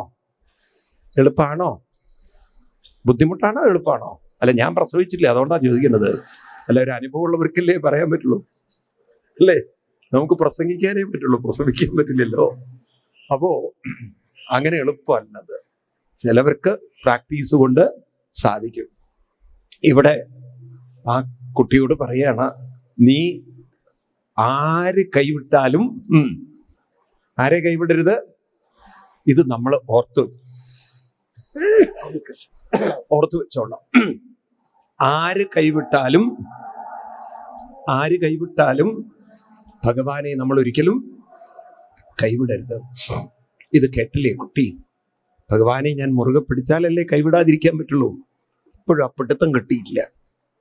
ഇപ്പൊ കുട്ടിക്കൊരു ബോധം വന്നു, ഭഗവാനെ മുറുകെ പിടിച്ചാൽ ഭഗവാൻ ഉന്നതികളിലേക്ക് എത്തിക്കും, ഭഗവാൻ അനുഗ്രഹിക്കും. ലോകത്തിന്റെ മുന്നിൽ തല ഉയർത്തി നിൽക്കണം. എന്നെ ഉയർത്താൻ ആർക്ക് സാധിക്കും? ഭഗവാന് സാധിക്കും. പിന്നെ കുട്ടി അവിടെ നിന്ന് അങ്ങോട്ട് ഇറങ്ങുകയാണ്. എന്നാൽ ഭഗവാനെ ഒന്ന് ശരിക്കും കാണണം, മുറുകെ പിടിക്കണം. എവിടെ എന്താ ഒന്നും അറിയില്ല, ഇറങ്ങി പുറപ്പെട്ടു എന്നാണ്. അങ്ങനെ വഴിയിൽ വെച്ചതാണ്. നല്ലതിനൊക്കെ നമ്മൾ ഇറങ്ങി പുറപ്പെട്ടാൽ വഴി കാണിക്കാൻ ആരെങ്കിലും ഉണ്ടാവും. ഭഗവാൻ അവതരിക്കുമോ എന്ന് ചോദിച്ചാൽ പലപ്പോഴും നമ്മൾ തെറ്റിദ്ധാരണ മനസ്സിലാക്കിയത് 10 അവതാരങ്ങളേ ഉള്ളൂ എന്നാണ്. ഭാഗവതത്തിൽ 10 അവതാരങ്ങളല്ല ഉള്ളത്. ഭാഗവതത്തിൽ പറയുന്നത് പ്രഥമസ്കന്ധം 3ാം അധ്യായം 26ാം ശ്ലോകം, 1ാം സ്കന്ധം 3ാം അധ്യായം 26ാം ശ്ലോകത്തില് പറയുന്നത്, അവതാരാഹി അസംഖ്യേയ ഹരേ സത്വനിധേ ദ്വിജ യഥാവിദാസന കുല്യ സരസസ്യോ സഹസ്രശ. എന്താ പറയുന്നത്? അവതാരാഹി അസംഖ്യം. ഭഗവാന്റെ അവതാരങ്ങൾ അസംഖ്യമാണ്. എപ്രകാരമാണോ ഒരു സാഗരത്തിലേക്ക് ചെറിയ ചെറിയ നദികളും തോടുകളും ചെറിയ അരുവികളൊക്കെ വന്ന് ചേരുന്നത്, ഇതുപോലെയാണ് ഭഗവാന്റെ പലവിധത്തിലുള്ള അവതാരങ്ങൾ എന്നാണ്. ഈ അവതാരം എന്ന് പറയുന്ന ആ കാഴ്ചപ്പാട് നമുക്കെല്ലാവർക്കും നല്ല ബോധം ഉണ്ടാവണം. നമ്മളിപ്പോൾ നമ്മളെ കാണുന്നത്, ശ്രദ്ധിക്കുക, നമ്മളിപ്പോൾ നമ്മളെ കാണുന്നത് ഒരു ക്രിസ്ത്യൻ മതത്തിൻ്റെ കാഴ്ചപ്പാടിലൂടെയാണ്. ശരിക്കും we are not really Hindus. ഇപ്പം നമ്മൾ ഹിന്ദുക്കളായിട്ടില്ല. കാരണം നമ്മുടെ കാഴ്ചപ്പാട് മുഴുവൻ ഈ ക്രിസ്ത്യൻ മിഷണറിമാരുണ്ടാക്കി വെച്ചിരിക്കുന്ന കുറേ തോട്ട്സിലാണ് എപ്പോഴും നമ്മൾ അമ്പലത്തിലൊക്കെ പോകുന്നത്. നമ്മളിപ്പോൾ അമ്പലത്തിൽ പോകുമ്പോൾ നമ്മൾ വിചാരിക്കുന്നത് എന്താണ്? ദൈവം എന്നൊരു സുപ്പീരിയർ പവർ ഉണ്ട്, ഒരു സൂപ്പർമാൻ പവർ ഉണ്ട്, ഭഗവാൻ അങ്ങനെ ഒരു സൂപ്പർ മാജിക്കൽ പവർ ഉണ്ട്. ഈ ഭഗവാൻ നമ്മുടെ സകല പ്രശ്നങ്ങളും തീർത്ത് നമുക്ക് അനുഗ്രഹം തരുന്നതാണ്.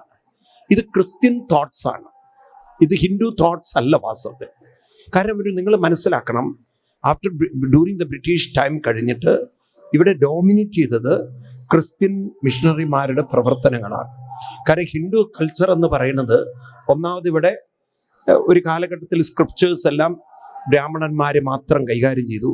അവരാണെങ്കിൽ ഈ ഓത്ത് മാത്രം പഠിച്ചു, ഊത്ത് പഠിച്ചില്ല. എന്ന് വെച്ചാൽ ഇതിൻ്റെ ഉള്ളിലുള്ള തത്വങ്ങളൊന്നും അവർ വെറുതെ ഇത് ചൊല്ലാൻ മാത്രം പഠിച്ചു പോയി. പിന്നെ ഇത് മറ്റുള്ളവർക്ക് അത്ര പ്രാപ്യമായിരുന്നില്ല. ഇതിനെങ്ങോട്ട് ഒരു സോഷ്യലൈസ് ചെയ്യാൻ പറ്റിയിട്ടുണ്ടായിരുന്നില്ല, സ്ത്രീകൾക്കൊട്ടും പറ്റിയിട്ടുണ്ടായിരുന്നില്ല. ഒരു കാലത്ത് ഭയങ്കരമായ കർക്കശമായ നിയമവ്യവസ്ഥകൾ, സ്ത്രീകൾ ഗായത്രി ചൊല്ലരുത്, സ്ത്രീകൾ അത് ചൊല്ലരുത്, വേദം കേട്ടുപോകരുത് നോക്കിയായിരുന്നു. ഇങ്ങനെയൊക്കെയുള്ളൊരു വളരെ മോശം ഒരു കാലാവസ്ഥ പണ്ട് ഹിന്ദു മതത്തിലുണ്ടായിരുന്നു. അതുകൊണ്ടാണ് ഈ സനാതന ധർമ്മത്തെക്കുറിച്ച് എല്ലാവരും കുറ്റം പറയുന്നത്. അതിൻ്റെ ഒരു ഓൾഡ്. ഇപ്പം അതല്ല, ഇപ്പം നമ്മളത് അതൊക്കെ റിഫൈൻ ചെയ്തു വന്നു. നാരായണ ഗുരുദേവൻ അരുവിപ്പുറം പ്രതിഷ്ഠ നടത്തിയതൊക്കെ വലിയ വിവാദങ്ങളായിരുന്നു. മാതാമൃതാനന്ദമയി ദേവി അവർ ബ്രഹ്മസ്ഥാന പ്രതിഷ്ഠ നടത്തിയൊക്കെ വിവാദങ്ങളായിരുന്നു. അങ്ങനെ സ്ത്രീ ആയിരുന്ന ഒരാൾക്ക് പ്രതിഷ്ഠ നടത്താൻ യോഗ്യതയുണ്ടോ, അങ്ങനെ പല വിവാദങ്ങൾ. പക്ഷെ കാലം കൊണ്ട് ഭാരതത്തിൽ ഈ തരത്തിലുള്ള ചിന്തകൾക്കൊന്നും, സങ്കുചിത ചിന്തകൾക്കൊന്നും സ്ഥാനമില്ല. ഇപ്പം ആർക്ക് വേണമെങ്കിലും വേദം പഠിക്കാം, ആർക്ക് വേണമെങ്കിലും ശാസ്ത്രം പഠിക്കാം, ആർക്കും അതിൽ ഒരു ഒബ്ജക്ഷനും ഇന്നാരും പറയാനുമില്ല. ഇന്ന് പറഞ്ഞിട്ടും കാര്യമില്ല, പറയുന്നവൻ ഒറ്റപ്പെടുകയുള്ളൂ. കാരണം ആളുകൾക്ക് എല്ലാവർക്കും വേണ്ടി എഴുതി വെച്ചതാണ് ഭാഗവതവും വേദങ്ങളും. എഴുതിയ വ്യാസരേ ബ്രാഹ്മണനല്ല, പിന്നെന്താ ചെയ്യുക? ഇനിയിപ്പോൾ പൂജിക്കുന്ന കൃഷ്ണനും ബ്രാഹ്മണനൊന്നല്ല. നാളെ ഇപ്പോൾ സുപ്രീം കോടതിയിൽ പോയിട്ട് പറയുകയാണ് ആരെങ്കിലും കൃഷ്ണനെ പൂജിക്കാൻ മറ്റുള്ളവർക്ക് അവകാശമില്ല എന്ന് വെച്ച് കഴിഞ്ഞാൽ, സുപ്രീം കോടതിക്ക് പറയാൻ പറ്റില്ലല്ലോ കൃഷ്ണനെ ബ്രാഹ്മണനെ പൂജിക്കുക. കൃഷ്ണൻ ബ്രാഹ്മണനാണോ ചോദിച്ചാൽ എന്താ പറയുക? കൃഷ്ണൻ തന്നെ ജനിച്ചിരിക്കുന്നത് യാദവ വംശത്തിലാണ്. ഇപ്പൊ യാദവ വംശത്തിൽപ്പെട്ട ഒരാളെയാണ് ബ്രാഹ്മണർ പൂജിക്കണമെന്ന് എവിടെ പറഞ്ഞിരിക്കുന്നത്? യാദവ വംശത്തിൽപ്പെട്ട ഒരാളെ യാദവന്മാർക്ക് പൂജിച്ചൂടെ? നാളെ സുപ്രീം കോടതിയിൽ വന്നു കഴിഞ്ഞാൽ സുപ്രീം കോടതി എപ്പോഴും നോക്കുന്നത് വിശ്വാസങ്ങളൊന്നല്ലല്ലോ, കോൺസ്റ്റിറ്റ്യൂഷൻ ബേസ്ഡ് അല്ലേ, റൈറ്റ്സ് ബേസ്ഡ് അല്ലേ? അങ്ങനെ ഡിസിഷൻ വന്നേക്കാം. നമുക്ക് ആർക്കും ഒന്നും പറയാൻ പറ്റില്ല സത്യത്തില്. അപ്പോൾ പറഞ്ഞു വരുന്നത്, ഇന്ന് ആ സോഷ്യലൈസേഷൻ വന്നപ്പോൾ ആളുകൾ ഇതൊക്കെ പഠിക്കാൻ നമുക്കൊരു ഓപ്പർച്യൂണിറ്റി കിട്ടി, മനസ്സിലാവാൻ തുടങ്ങി, കാര്യങ്ങളൊക്കെ കൂടുതൽ ആഴത്തിൽ നമ്മൾ പഠിക്കാൻ തുടങ്ങി. ആണോ അല്ലയോ? കുറേ കൂടി അവബോധം ഇതിനെക്കുറിച്ച് ഇന്ന് ജനങ്ങളിൽ ഉണ്ടാവാൻ തുടങ്ങി. ഇപ്പം നമുക്ക് അങ്ങനെ ഒരു വലിയൊരു സൗഭാഗ്യം കിട്ടിയിരിക്കുകയാണ്. ഈ ഒരു കിട്ടിയിരിക്കുന്ന സൗഭാഗ്യം നിങ്ങൾ നോക്കണം. ഈ ധ്രുവൻ്റെയൊക്കെ ജീവിതത്തിലുണ്ടല്ലോ, അങ്ങ് ഇറങ്ങി പുറപ്പെടുമ്പോൾ വഴി കാണിക്കാൻ നാരദരെത്തുന്ന പോലെ നമുക്ക് ഇന്ന് ഈ സൗകര്യങ്ങളിലൊക്കെ മുന്നോട്ടിറങ്ങാൻ നിങ്ങൾ തയ്യാറായാൽ ധാരാളം വഴികാട്ടികൾ. അതിൻ്റെ ഏറ്റവും നല്ല ഉത്തമ ഉദാഹരണമാണ് ഇന്ന് യൂട്യൂബ് ദൈവങ്ങൾ അല്ലെങ്കിൽ യൂട്യൂബ് അവതാരങ്ങളൊക്കെ. ഏറ്റവും കൂടുതൽ യൂട്യൂബിലൂടെ നമുക്ക് എന്തും പഠിക്കാനുള്ള സൗകര്യങ്ങളുണ്ട്. ഉണ്ടോ ഇല്ലയോ? ഭാഗവതം പഠിക്കാൻ യൂട്യൂബിലുണ്ട്, രാമായണം വായിക്കാൻ യൂട്യൂബിലുണ്ട്, ഗീത വായിക്കാൻ പറയൂ. യൂട്യൂബിൽ എന്താ ഇന്നിപ്പോൾ ഇല്ലാത്തത് എന്നുള്ളതാണ്. പണ്ടൊക്കെ ആളുകൾ എന്താണ് ട്യൂബിലൂടെയാണ് ലാസ്റ്റ് ഭക്ഷണം കഴിക്കുക. ഇന്നിപ്പോൾ ട്യൂബിലൂടെയാണ് മനുഷ്യൻ മനസ്സിനെ നന്നാക്കുന്നത്. കാലം മാറിപ്പോയി എന്ന് പറയാണ്. ഈ തരത്തിൽ മനുഷ്യന് ഇന്ന് ഭാഗ്യങ്ങളും അവസരങ്ങളും അനുഗ്രഹങ്ങളും ധാരാളം ഉണ്ട്. ധ്രുവന്റെ ജീവിതത്തിൽ അതാ കടന്നു വരുന്നു നാരദ മഹർഷി. നാരദ മഹർഷി, ഞാൻ ആ വിഷയം കംപ്ലീറ്റ് ചെയ്യാം. അതായത് നമ്മൾ അവതാരങ്ങളിൽ മനുഷ്യന്റെ സ്ഥാനം എന്താണ്? ഞാൻ ആ വിഷയം പറഞ്ഞപ്പോഴാണ് ഇതിലേക്ക് വന്നത്. അപ്പം നിങ്ങൾ ഭാഗവതത്തിൻ്റെ പ്രഥമ സ്കന്ധം എടുക്കുക, അതിൽ 3-ാം അധ്യായത്തിൽ 26-ാം ശ്ലോകം എടുക്കുക. ഇതൊന്ന് ക്ലിയർ ചെയ്യാൻ വേണ്ടിയിട്ട്. കാരണം ക്രിസ്ത്യൻസ് ആണ് ദൈവവും മനുഷ്യനും എന്ന് പറയുന്നത് രണ്ട് തട്ടിലാക്കിയത്. അവർ ദൈവത്തെ സുപ്പീരിയർ ആക്കി വെച്ചു. മനുഷ്യൻ ദൈവത്തിൻ്റെ മക്കളോ അടിമകളോ അല്ലെങ്കിൽ ആശ്രിതരോ ഒരു വളരെ നിസ്സഹായരോ ആയ ഒരവസ്ഥയിലെത്തിച്ചു. അപ്പം നമ്മളൊക്കെ അമ്പലത്തിൽ പോകുമ്പോൾ നമ്മളൊക്കെ ഒരു നിസ്സഹായ അവസ്ഥയുള്ളവരാണെന്ന ഒരു എവിടെയോ ഒരു ഉള്ളിൻ്റെ ഉള്ളിൽ ഒരു ഇൻഫീരിയർ കോംപ്ലക്സിലാണ് നമ്മൾ എവിടെ പോകുന്നത്. ആണോ അല്ലേ? ഞാൻ പറയുന്നത് ശരിയാണോ അല്ലയോ? ആണോ? എന്നാൽ നിങ്ങൾക്ക് ഭാഗവതം പഠിക്കുമ്പോഴാണ് മനസ്സിലാവുക നമ്മുടെ പൊസിഷൻ എവിടെയാണ് വാസ്തവത്തിൽ.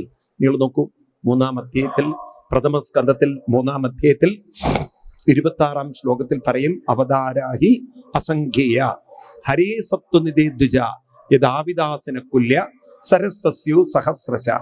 അടുത്ത വരി പറയുന്ന വരികൾ നോക്കൂ. മനവോ ഋഷയോ ദേവ മനുപുത്ര മഹോജസ ഏതേച്ച അംശകല. കാണുന്നുണ്ടോ? സപ്രജാപതയസ്തത. പിന്നെന്താണ് അടുത്ത വരി? എന്താണ്?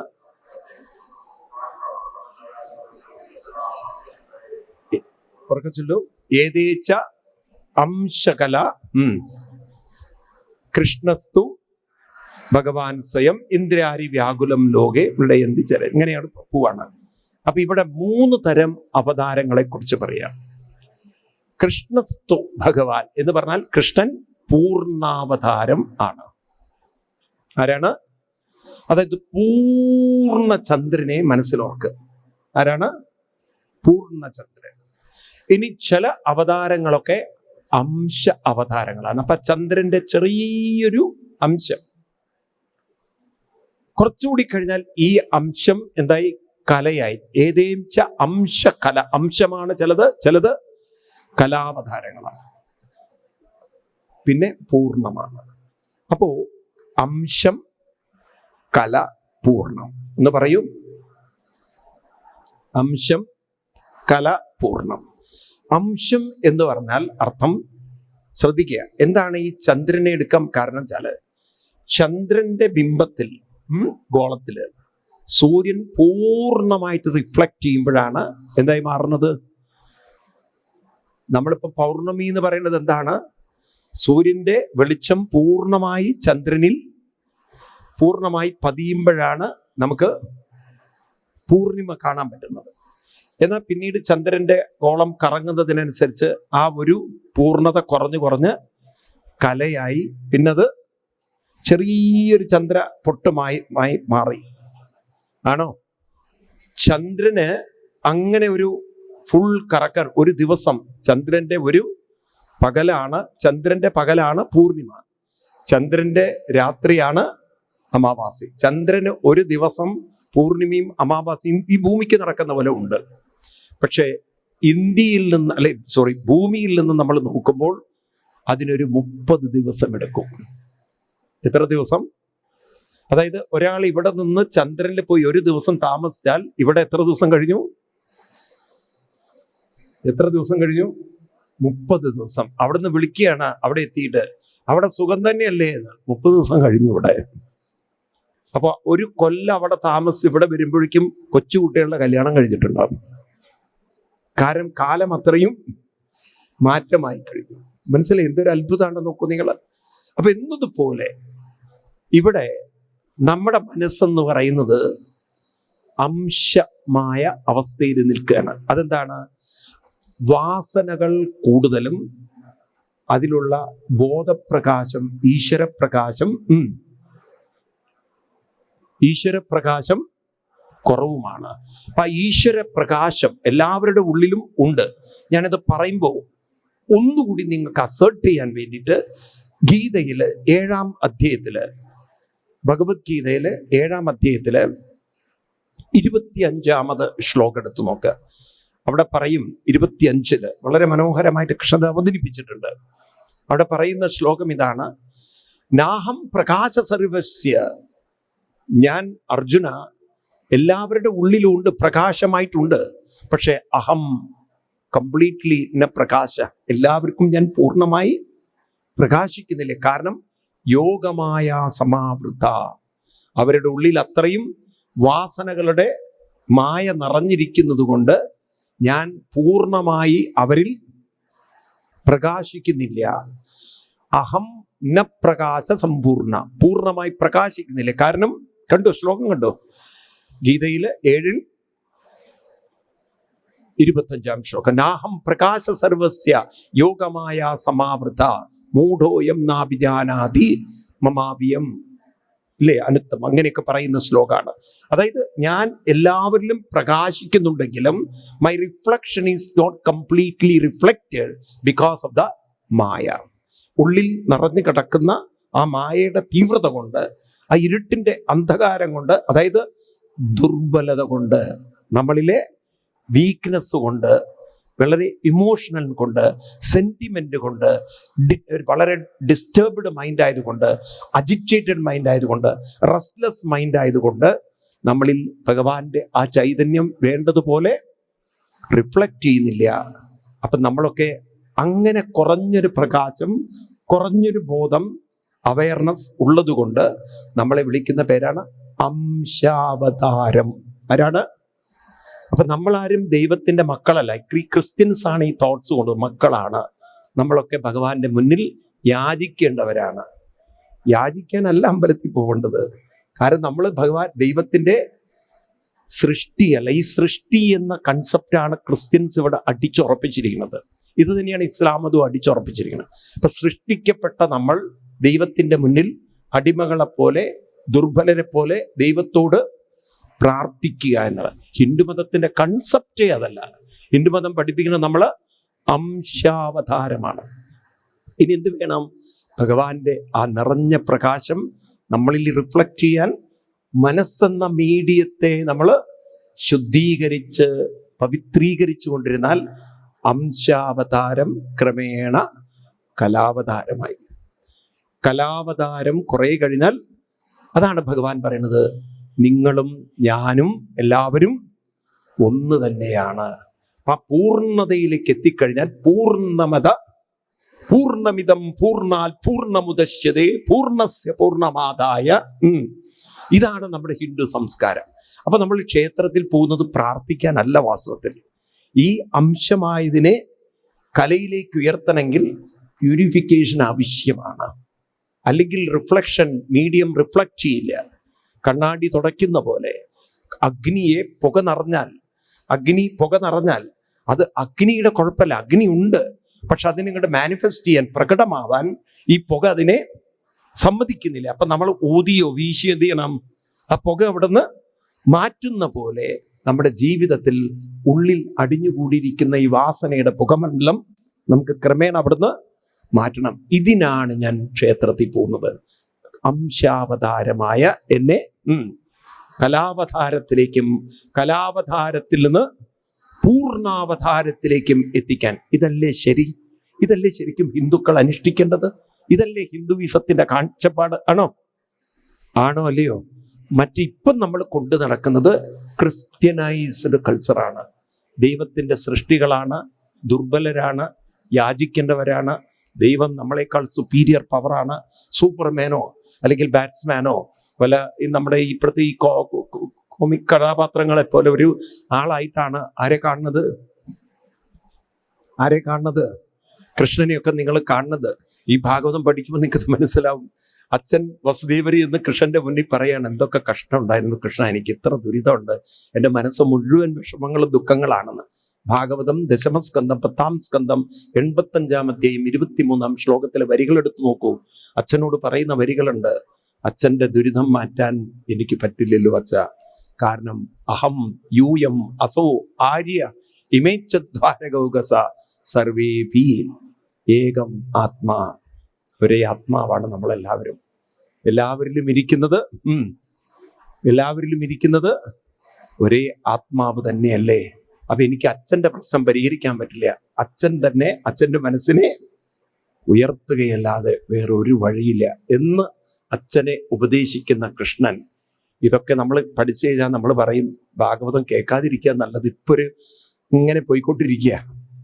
കാരണം ഈ പ്രാർത്ഥിച്ച് അതിലൊരു സുഖം കാണുമ്പോൾ, ഈ ചില പട്ടികൾക്ക് അങ്ങനെ ഒരു സുഖമുണ്ട്. ഈ പട്ടികളുണ്ടല്ലോ, ഇപ്പം അത് പറഞ്ഞാൽ മനസ്സിലാവില്ല. പണ്ട് ഈ വീടുകളിലൊക്കെ കൊയ്ത്തും നെയ്ലും ഒക്കെ ഉള്ള കാലത്ത് ഉമി പുറത്തെവിടെയെങ്കിലും കൊണ്ട് തീരും. ഈ പട്ടികളൊന്നും ഇന്നത്തെ പോലെ വീട്ടിൽ വളരുന്ന പട്ടികളൊന്നും കൂട്ടിലിട്ട് വളർത്തി അങ്ങനെയൊക്കെയുള്ള കുറവായിരിക്കും. പട്ടികൾ അങ്ങനെ മീഞ്ഞ് നടന്നോളും അവിടെ വീട്ടിൽ, കാവൽക്കാരായിട്ട് അവിടെ നിന്നോളും. അവരെന്താ വെച്ചാൽ അന്നത്തെ പട്ടികളൊക്കെ ഈ പഞ്ചായത്ത് മെമ്പേഴ്സിനെ പോലെയാണ്. എല്ലാ വീട്ടിലും പോയി അവരുടെയൊക്കെ കാര്യങ്ങളൊക്കെ അന്വേഷിച്ച് എല്ലാ വീട്ടിലും അവർക്കൊരു കണക്ഷൻ ഉണ്ടാവുമോ? ഒന്നും വേണ്ടാത്തത് ഇല്ലേ? വളരെയധികം എനിക്ക് തോന്നുന്നു അവരാണ് പിൽക്കാലത്ത് പഞ്ചായത്ത് മെമ്പേഴ്സ് ആവണമെന്നുള്ളൊരു സംശയമുണ്ട്. ദൈവീകരിച്ച് ക്ഷമിക്കണേ, കാരണം പഞ്ചായത്തിലെ കുറേ ആൾക്കാർ ഇവിടെ വന്നിരിക്കുന്ന ദിവസം കൂടിയാണ്. നമ്മുടെ ഒരു ആദരണീയ പഞ്ചായത്ത് പ്രസിഡന്റ് കൂടി ഇവിടെ ഇരിക്കുന്നുണ്ട്. അപ്പം അതുകൊണ്ട് പറയുമ്പോൾ ഞാൻ ശ്രദ്ധിക്കണം വാക്കുകളൊക്കെ. അപ്പം നോക്കൂ നിങ്ങൾ, അപ്പം അന്നത്തെ കാലത്തെ പട്ടികൾ അങ്ങനെയാണ്. അവർ ഈ ഉമിയിൽ പോയി കിടക്കും. ഉമിക്ക് ചെറിയ തീയൊക്കെ കൊടുത്തുണ്ടാക്കാൻ ഉമിക്കരിയൊക്കെ ഉമി അങ്ങനെയല്ലേ ഉണ്ടാക്കുന്നത്. ഈ തീ കൊണ്ട് ഇതിൻ്റെ രോമൊക്കെ കരിയും. എന്നാലും ആ പട്ടി അവിടെ തന്നെ പോയി കിടക്കും. ഇത് തനിക്ക് ചെറിയ ചൂടും ചെറിയൊരു കരിച്ചിലൊക്കെ തരുന്നു എന്ന് കണ്ടാലും അതിനതൊരു ഇഷ്ടമാണ്. ഇതാണ് പലർക്കും ഉള്ള ഭക്തി. അവർ ശീലിച്ചതിൽ നിന്ന് മാറുവാൻ അത്ര എളുപ്പമല്ല. അതുകൊണ്ട് ഇതൊരു സുഹൃതമാണ്, ഇതൊരു ഭാഗ്യമാണ്, ഇതൊരു അനുഗ്രഹമാണ്, ഇതൊരു ജന്മാന്തര പുണ്യമാണ്. ഇതൊന്ന് ക്ലിക്ക് ചെയ്ത് കിട്ടിയാൽ ജന്മം സഫലമായി. അതാണ് നമ്മളൊക്കെ അവിടെ വന്നിരിക്കുന്നത്. അപ്പം അംശത്തിൽ നിന്ന് കലയിലേക്കും കലാവതാരത്തിൽ നിന്ന് പൂർണ്ണാവതാരത്തിലേക്കുമുള്ളൊരു തീർത്ഥയാത്രയാണ്, ട്രാൻസ്ഫോർമേഷനാണ്, അപ്ലിപ്മെൻ്റാണ്, എൻലൈറ്റ്മെൻ്റാണ് എൻ്റെ ജീവിതയാത്ര. ഇതാണ് ശ്രീബുദ്ധൻ പറയുന്ന ബോധോദയം എന്നുള്ളത്. ഇതാണ് കൃഷ്ണനും പറയുന്ന മോക്ഷം എന്ന് പറയുന്നത്. എല്ലാവരും പറഞ്ഞിരിക്കുന്ന ആ ഒരു യാത്ര ഇതാണ്. ഇതൊരു തീർത്ഥയാത്രയാണ്. ഇത് നമുക്ക് ക്ലിക്ക് ചെയ്യണം നമ്മുടെ ഉള്ളിൽ. എന്നിട്ട് ധ്രുവൻ അവിടെ നിന്ന് നാരദ മഹർഷിയുടെ കാൽക്കലൊക്കെ വീണു. നാരദ മഹർഷിയാണ് കുട്ടിക്കൊരു മന്ത്രോപദേശം ഉപദേശിക്കുന്നത്. അങ്ങനെയാണ് ഇവിടെ ധ്രുവന് ഒരു മന്ത്ര ഉപദേശം അനുഷ്ഠിക്കാനായി കിട്ടിയത്. അതാണ് ഭാഗവതത്തിലെ പ്രസിദ്ധമായ ഓം നമോ ഭഗവതേ പറയൂ വാസുദേവായ. അപ്പൊ ഡെയിലി നമുക്ക് ചൊല്ലാനായിട്ടൊരു മന്ത്രം എപ്പോഴും മനസ്സിൽ കൊണ്ടു നടക്കണം. ഏതെങ്കിലും ഒരു മന്ത്രം നിങ്ങൾക്ക്, ഏതെങ്കിലും ഒരു മന്ത്രം നിങ്ങളൊരു അനുഷ്ഠാനം പോലെ കൊണ്ടു നടന്നു നോക്കൂ. അമ്മേ നാരായണ, ദേവി നാരായണ, ലക്ഷ്മി നാരായണ, അത് തന്നെ കൊണ്ടു നടക്കുക. അല്ലെങ്കിൽ ഹരേ രാമ ഹരേ രാമ രാമ രാമ ഹരേ ഹരേ, അതൊരു അനുഷ്ഠാനം പോലെ കൊണ്ടു നടക്കുക. അങ്ങനെ എത്ര പേര് ഡെയിലി ഒരു അനുഷ്ഠാനം പോലെ ജപിക്കുന്നവരുണ്ട്? നന്നായത്. അതുതന്നെയാണ് ജീവിതത്തിൽ. സത്യം പറഞ്ഞാൽ നിങ്ങൾക്ക് കാണാം, കുറേ കഴിഞ്ഞാൽ മനസ്സ് അതിലൊരു ലഹരി കണ്ടെത്തും. മനസ്സ് സമയം കടന്നു പോകുന്നത് പോലും അറിയില്ല. ഈ ഒറ്റയ്ക്കാവില്ലേ നിങ്ങൾക്ക് ഇതിലൊരു ആനന്ദം കണ്ടെത്താനുണ്ട്. നാമത്തിൽ അങ്ങനെ മുഴുകുന്നൊരവസ്ഥ വരാണ്ട്. ഈ മനസ്സിന്റെ ലയത്തിലാണ് സുഖം. ആണോ? ഉറക്കത്തിൽ എന്തുകൊണ്ടാണ് സുഖം അനുഭവിക്കുന്നത്? ഉറക്കത്തിൽ എന്താ സുഖം അനുഭവിക്കുന്നത്? കാരണം ഉറക്കത്തിലേക്ക് മനസ്സ് പറയും ലയിച്ചു ചേരുകയാണ്. സ്വപ്നത്തിൽ എന്താ നമുക്കൊരു സുഖം തോന്നാത്തത്? സ്വപ്നം നമുക്ക് ഡിസ്റ്റർബൻസ് ആണ്. ഉറക്കത്തെ ഡിസ്റ്റർബ് ചെയ്തിരിക്കുകയാണ് ഏത്? സ്വപ്നം. മൈൻഡ് വളരെ ഫ്ലിക്കറിങ് ആണ്, ഭയങ്കര അജിറ്റേറ്റിംഗ് ആണ്, വളരെ റെസ്റ്റ്ലെസ് ആണ്. മൈൻഡ് അങ്ങോട്ടും ഇങ്ങോട്ടും പലതിലേക്കും ഓടുകയാണ്. അതുകൊണ്ട് നമുക്കൊരു സ്വസ്ഥത കിട്ടില്ല. മനസ്സിലായില്ലേ? എന്തുകൊണ്ടാണ് പലരും മൊബൈലിൽ തോണ്ടാൻ ഇഷ്ടപ്പെടുന്നത്? അതിലങ്ങനെ ലയിച്ചിരിക്കാനൊരു സുഖമുണ്ട്. കണ്ടവൻ്റെ ട്യൂബൊക്കെ നോക്കിയിട്ട്, കണ്ടവരുടെ പ്രോഗ്രാമൊക്കെ കണ്ടിരിക്കുമ്പോൾ അതിലൊരു സുഖമുണ്ട്. അല്ലെങ്കിൽ ആൾക്കാർ അതിലങ്ങനെ രമിച്ചിരിക്കില്ലല്ലോ. അപ്പൊ ഈ രീതിയിൽ നമുക്കിങ്ങനെ ജീവിതത്തിൽ ഒന്നുകിൽ ഭൗതികമായി അലിഞ്ഞു ചേരാം, അല്ലെങ്കിൽ ആത്മീയമായ അനുഷ്ഠാനത്തിൽ അലിഞ്ഞു ചേരാം. ഇതിൻ്റെ പേരാണ് ആത്മരതി. അവനവൻ്റെ ഉള്ളിൽ തന്നെ ഒരു യസ്വാത്മരതിരേവസ്യൽ ആത്മതൃപ്തശ്ചമാനവ ആത്മന്യേ ആത്മനാതുഷ്ട തസ്യ കാര്യം ന വിദ്യതേ. ഗീതയിൽ 3rd ചാപ്റ്ററിൽ കൃഷ്ണൻ പറയുന്നു. അപ്പോൾ ഒരു ആത്മരതി വരാനുണ്ട്. ഈ ആത്മരതി, അതിനാണ് നാമജപത്തിലുള്ളൊരു ലയം. കുട്ടി അവിടെ ചെന്ന് 6 മാസം ആ നാമത്തിൽ അങ്ങനെ മുഴുകി. വൃന്ദാവനത്തിലാണ് തപസ് ചെയ്യാൻ പോയത്. അവിടെ ഇരുന്ന്, നിങ്ങൾ ആരെങ്കിലും പോയിട്ടുണ്ടോ അറിയില്ല, മധുരയിൽ ഇപ്പോഴൊരു മധുവനം എന്ന് പറയുന്ന സ്ഥലം ഇന്നത്തെ കാലത്ത് അവർ പ്രിസർവ് ചെയ്ത് വെച്ചിട്ടുണ്ട്, ധ്രുവന്റെ തപോഭൂമി എന്നുള്ള രീതിയിൽ. അങ്ങനെ ധ്രുവൻ അങ്ങനെ ധ്യാനത്തിൽ അങ്ങനെ നിമഗ്നനായി. അപ്പോഴേക്കും കുട്ടിയുടെ ആ ഒരു ധ്യാനത്തിന്റെ ശക്തി കൊണ്ട് വിശപ്പും ദാഹവും ഒന്നും കുട്ടി അറിഞ്ഞതേയില്ല. അത്ര ഒരു ലയം, അത്ര ഒരു രസം, ആനന്ദം, അനുഭൂതി കുട്ടിക്ക് അങ്ങനെ കിട്ടാൻ തുടങ്ങി. മനസ്സങ്ങനെ ലയിച്ച് ലയിച്ച് വരുന്തോറും ആനന്ദത്തിന്റെ ആ ഒരു തീവ്രത കൂടി വന്നത് ആ കുട്ടിയുടെ സിരയിലേക്ക് അങ്ങനെ പടർന്ന് കുട്ടി എന്തോ വേറൊരു അനുഭൂതിയിലാണ്. അതങ്ങനെ രസത്തിലിരിക്കുകയാണ്. രാമകൃഷ്ണ പരമഹംസരൊക്കെ ഇങ്ങനെ ഒരു സ്പിരിച്വൽ ഒരു ട്രാൻസിലേക്ക് പോകും. അദ്ദേഹം അങ്ങനെ ഭഗവാന്റെ കീർത്തനൊക്കെ പാടുമ്പോൾ അങ്ങനെ ഭയങ്കര ആ ഒരു ആഹ്ലാദത്തിലേക്ക് പോകും. പിന്നെ 3 മണിക്കൂർ കഴിഞ്ഞിട്ട് കണ്ണു തുറക്കുള്ളൂ. അപ്പൊ ഈ രാമകൃഷ്ണ പരമഹംസരുടെ ഈ സത്സംഗത്തിന് ഒരിക്കലും കള്ളൂടിയൻ അവിടെ വന്നിരിക്കും. നല്ല വെള്ളമാണ്, ലോക്കൽ വെള്ളം എന്തോ അടിച്ചിട്ടാ വരുന്നത്. ഇവങ്ങനെ കിടങ്ങിങ്ങനെ അവിടെ വന്നിരിക്കും. എല്ലാവരും അവനെ പുറത്താക്കാനൊക്കെ നോക്കും. ഇപ്പൊ രാമകൃഷ്ണ പരമഹംസർ പറഞ്ഞിട്ട് ആര് വന്നാലും ആരെയും അവിടെ ഇരിക്കട്ടെ പാവം. അപ്പൊ എല്ലാവരും രാമകൃഷ്ണ പരമഹംസർ ആ ധ്യാനത്തിലേക്ക് പോയാൽ പിന്നെ അദ്ദേഹം കണ്ണു തുറക്കാൻ 3 മണിക്കൂർ കൊടുക്കും. അപ്പൊ ബാക്കിയുള്ളവർക്ക് കഴിക്കാനും ഇതൊക്കെ അവർ എണീറ്റ് പോകും. ഈ കുടിയൻ അവിടെ ഇരിക്കും. അപ്പൊ രാമകൃഷ്ണ പരമഹംസരെ നോക്കിയിട്ട് അവൻ പിന്നെ പോകും. ഒരു ദിവസം രാമകൃഷ്ണ പരമഹംസർ വെച്ച് കണ്ണു തുറന്നപ്പോൾ ഇവൻ ഒറ്റയ്ക്കാണ്. നീ എന്താ അവിടെ ഇങ്ങനെ ഒറ്റയ്ക്ക് ഇരിക്കുന്നത്? ബാക്കി എല്ലാവരും പോയല്ലോ. അല്ല, അങ്ങയോട് ചോദിക്കാൻ ഒരു പേടി എനിക്കുണ്ട്. ഒരു കാര്യം അങ്ങേക്ക് വിരോധം പറഞ്ഞു തന്നാൽ നന്നായിരുന്നു. അതെന്താണ്? അങ്ങ് ഏത് ബ്രാൻഡാ കഴിക്കണത് എന്ന്. കാരണം ഞാൻ കഴിക്കണതിന് അത്ര അങ്ങോട്ട് കിക്ക് തരാൻ പറ്റില്ല. ഇതൊക്കെ 1 മണിക്കൂർ കൊണ്ട് തീരുന്നു അതിൻ്റെ എഫക്റ്റ്. അങ്ങനെ 3 മണിക്കൂറൊക്കെ കണ്ടിന്യൂസ്ലി ഇത്രയും വളരെ ഒരു എക്സസീവ് ഭയങ്കര ഒരു ആനന്ദത്തിലിരിക്കുന്നത് ഏത് ബ്രാൻഡാണ്? രാമകൃഷ്ണൻ. ഇന്നത്തെ കാലം തൂക്കി പുറത്തിട്ടുണ്ടാവും. രാമകൃഷ്ണൻ പരമഹംസർ പറഞ്ഞു, എനിക്കത് സത്യത്തിൻ്റെ ബ്രാൻഡിൻ്റെ പേര് മറന്നുപോയി, ഞാനത് പറഞ്ഞുതരാം, നീ ഇവിടെ തന്നെ വന്നിരിക്കണം കേട്ടോ ഡെയിലി. ഇവൻ കുറച്ച് ദിവസം കാലം കഴിഞ്ഞപ്പോൾ ഇവന് മനസ്സിലായി ഈ ബ്രാൻഡ് എന്ന് പറയുന്നത് ഉള്ളിലുള്ള ആത്മ അനുഭൂതിയാണ്, ആത്മ ബ്രാൻഡാണെന്നുള്ളത്. ഇത് പുറത്തല്ല കിട്ടുക, അവനവൻ്റെ ഉള്ളിൽ തന്നെയുള്ളതാണ്. പിന്നെ അവനും ആ ഒരു രാമകൃഷ്ണ ഓർഡറിലേക്ക് മാറി എന്നാണ് കഥ പറയുന്നത്. ഇപ്പൊ നോക്കൂ നിങ്ങൾ, ഇന്നിപ്പോ ലഹരിയുടെ ലോകത്തിലിരിക്കുന്നവർക്ക് കേരളം മുഴുവൻ മൊത്തം ലഹരിയിലാണെന്ന് നാണമില്ലാതെ മന്ത്രിമാർ പോലും പറയുന്നു. അപ്പൊ അവരെ ഈ ഒരു ആനന്ദ ലഹരിയിലേക്ക്, നാമലഹരിയിലേക്ക് കൊണ്ടുവരാൻ സാധിച്ചിരുന്നുവെങ്കിൽ ക്രമേണ ഒരു മാറ്റം നമുക്ക് ഉണ്ടാക്കാൻ സാധിക്കുമായിരുന്നു. വരും, നമുക്ക് ക്രമേണ കൊണ്ടുവരണം. കാരണം ഹിന്ദുക്കൾ ചില കാര്യത്തിലൊന്ന് മുന്നിട്ട് ഇറങ്ങേണ്ടതുണ്ട്. ഇപ്പൊ നമ്മൾ നോക്കുമ്പോൾ കേരളത്തിൽ ഏറ്റവും കൂടുതൽ ആത്മീയതയുടെ കാര്യത്തിൽ പിന്നിൽ നിൽക്കുന്നവരാണ് ഹിന്ദുക്കൾ. നമ്മൾ കൂടുതൽ പ്രാധാന്യം കൊടുക്കുന്നത് ഈ ആനയ്ക്കും വെടിക്കെട്ടിനുമായി മാറി. ഇപ്പൊ നാമജപത്തിന് അത്ര ഒരു പ്രാധാന്യം നമ്മുടെ ക്ഷേത്രങ്ങളിൽ ഇപ്പോഴും വന്നിട്ടില്ല. നാമജപം എന്ന് പറഞ്ഞാൽ കുറച്ച് പ്രായമുള്ളവര് ഒരു മൂലയിലിരുന്ന് ജപിക്കുണ്ടാവും, ചെറുപ്പക്കാരിങ്ങനെ എത്തി നോക്കിയിട്ടൊരു പോക്കും ഉണ്ടാവും.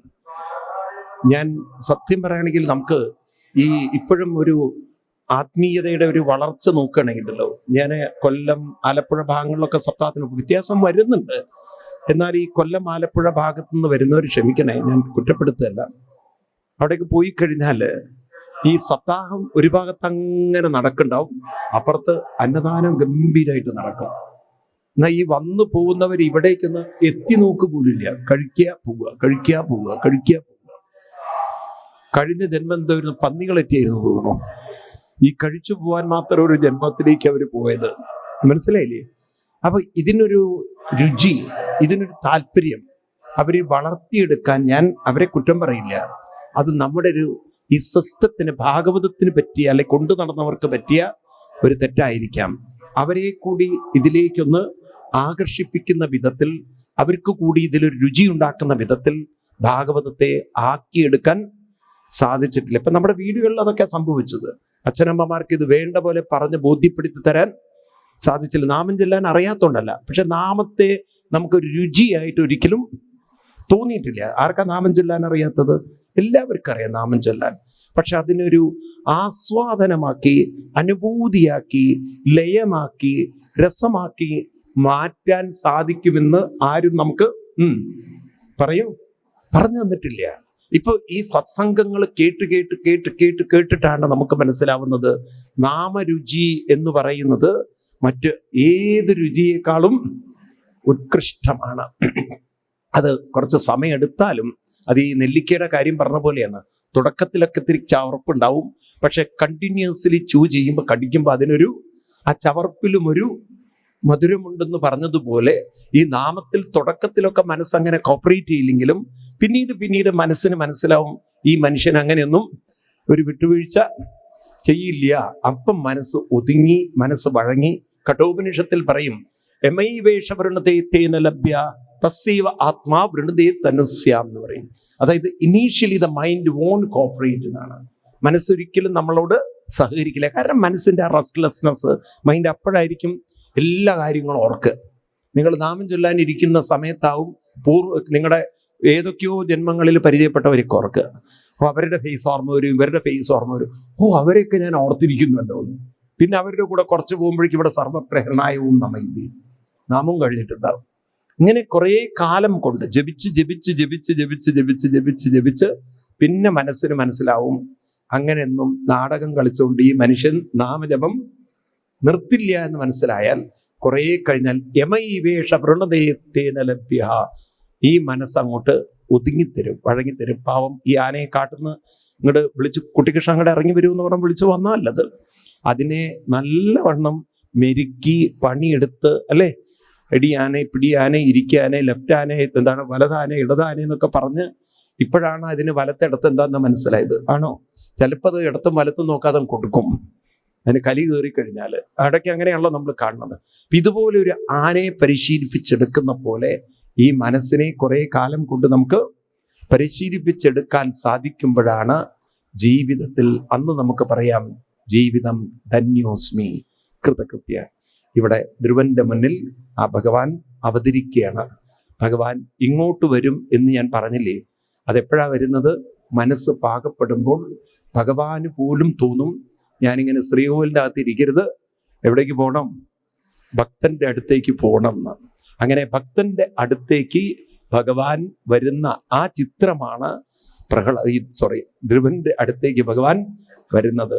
ആ ധ്രുവൻ അതുവരെ കണ്ണടച്ച് ധ്യാനനിരതനായിട്ടിരുന്ന ആ ധ്രുവൻ പെട്ടെന്ന് അങ്ങോട്ട് കണ്ണു തുറക്കുമ്പോൾ പിന്നെ കാണുന്നത് ശംഖചക്ര കഥാരൂപത്തിലുള്ള ആ ഗുരുവായൂരപ്പന്റെ പീതാംബരം കരവിരാജിത ശംഖചക്ര കൗമോദകീ സരസിജം കരുണാസഹായം രാധാസഹായമതിസുന്ദര മന്ദഹാസം വാദാലയേശമനിശം ഹൃദി ഭാവയാമി. ആ മനോഹരമായ ഭഗവാന്റെ ആ സൂര്യസ്പർദ്ധ കിരീടമൂർധതിലകം പ്രോത്ഭാസി ബാലാന്തരം എന്നൊക്കെ പട്ടതിരിപ്പാട് മനോഹരമായി വർണ്ണിച്ചിരിക്കുന്ന ഭഗവാന്റെ ആ ശംഖചക്ര കഥാരൂപത്തിലുള്ള മനോഹര രൂപത്തെ കണ്ട് ധ്രുവന്റെ കണ്ണിൽ നിന്ന് കണ്ണുനീരങ്ങനെ ധാരയിട്ടൊഴുകുന്നു. ഭഗവാന്റെ മനസ്സിലേക്ക് കുട്ടിക്ക് എന്തൊക്കെയോ പറയണമെന്നുണ്ട്. ഭഗവാൻ തൻ്റെ ശങ്കടത്ത് കുട്ടിയുടെ കവിളിൽ തൊടുമ്പോൾ ആ കുട്ടിയുടെ ഉള്ളിൽ നിന്ന് വന്ന അതിഗംഭീരമായ ഒരു സ്തുതിയുണ്ട്. ഭാഗവതത്തിലെ കുട്ടികളുടെ സ്തുതികളിൽ ഗംഭീരമായ 2 സ്തുതികളാണ് നമുക്കുള്ളത്. ഒന്ന് ധ്രുവസ്തുതിയും, 2 നമ്മൾ നാളെ വൈകുന്നേരം കാണാൻ പോകുന്ന പ്രഹ്ലാദ സ്തുതിയും. ഏറ്റവും വലിയ സ്തുതി പ്രഹ്ലാദ സ്തുതിയാണ്. ഇവിടെ ധ്രുവന്റെ സ്തുതിയിൽ ധ്രുവൻ ഭഗവാനെ സ്തുതിച്ചുകൊണ്ട് പറയുന്ന ആദ്യത്തെ മന്ത്രം ഇത് നമ്മൾ എങ്ങനെയെങ്കിലും പഠിക്കുകയും പ്രചരിപ്പിക്കുകയും വേണം. കാരണം ഇതിലൊരു വലിയ സന്ദേശം ഒളിച്ചു വെച്ചിട്ടുണ്ട്. ഭഗവാൻ എവിടെ ഇരുന്നു കൊണ്ടാണ് അനുഗ്രഹിക്കുന്നത്, ഈ വ്യക്തത തരുന്ന ഒരു ശ്ലോകമാണ് ധ്രുവൻ ആദ്യം തന്നെ പറഞ്ഞിട്ടുള്ളത്. എല്ലാവർക്കും അറിയുന്നതാണ്, നമുക്ക് ചൊല്ലാം. യോന്ത പ്രവിശ്യമമവാചമിമം പ്രസുപ്തം സഞ്ജീവയത്യഖില ശക്തിധരസ്വതംനാം. ഞാൻ വായിക്കുന്നത് 4-ാം സ്കന്ധം 9-ാമത്തെയും 6-ാം ശ്ലോകം. യോന്ത പ്രവിശ്യമമവാചമിമം പ്രസുപ്തം സഞ്ജീവയത്യഖില ശക്തിധരസ്വതംനാം അന്യാം ച ഹസ്തചരണശ്രവണത്വഗാദിൻ പ്രാണൻ നമോ ഭഗവതേ പുരുഷായ തുഭ്യം. ആ കുട്ടി പറയുന്ന മനോഹരമായ വരികളാണ്. കണ്ടു നിങ്ങൾ എല്ലാവരും ഒന്ന് ചൊല്ലുന്നത്.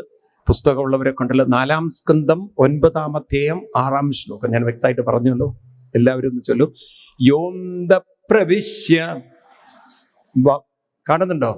യോന്ത എല്ലാവരും ചൊല്ലു. ഞാൻ ചൊല്ലാൻ നിങ്ങളെ ഏറ്റില്ല. യോന്ത പ്രവിശ്യ മമ വാചമിമം പ്രസുപ്താം സഞ്ജീവയതി അഖില ശക്തി ധരസ്വധാംനാം അന്യാം ച ഹസ്തചരണ ശ്രവണത്വഗാദീൻ സ്രവണത്വഗാദിൻ പ്രാണാൻ നമോ ഭഗവതേ പുരുഷായ തുഭ്യം. എന്താ പറയുന്നത്? യോന്തപ്രവിശ്യ, ഉള്ളിൽ അന്തപ്രവിശ്യ, ഉള്ളിൽ പ്രവേശിച്ച്. എവിടെയാണ്? വാക്കുകളൊക്കെ വളരെ വ്യക്തമാണ്. മുന്നിൽ പ്രവേശിച്ചിട്ടല്ല. എവിടെ? അന്തപ്രവിശ്യ. എന്താ ഭഗവാൻ ചെയ്യുന്നത്? ഭഗവാൻ എങ്ങനെയാണ് എന്നെ അനുഗ്രഹിക്കുന്നത്? ദിവസവും ഭഗവാൻ അനുഗ്രഹിക്കുന്നത് നമ്മളെ. എന്താണ്? പ്രസുപ്താം വാചം സഞ്ജീവയതി. പ്രസുപ്തം എന്ന് പറഞ്ഞാൽ സുപ്തി, ഉറങ്ങാം. വാചം എന്ന് പറഞ്ഞാൽ മനസ്സ്.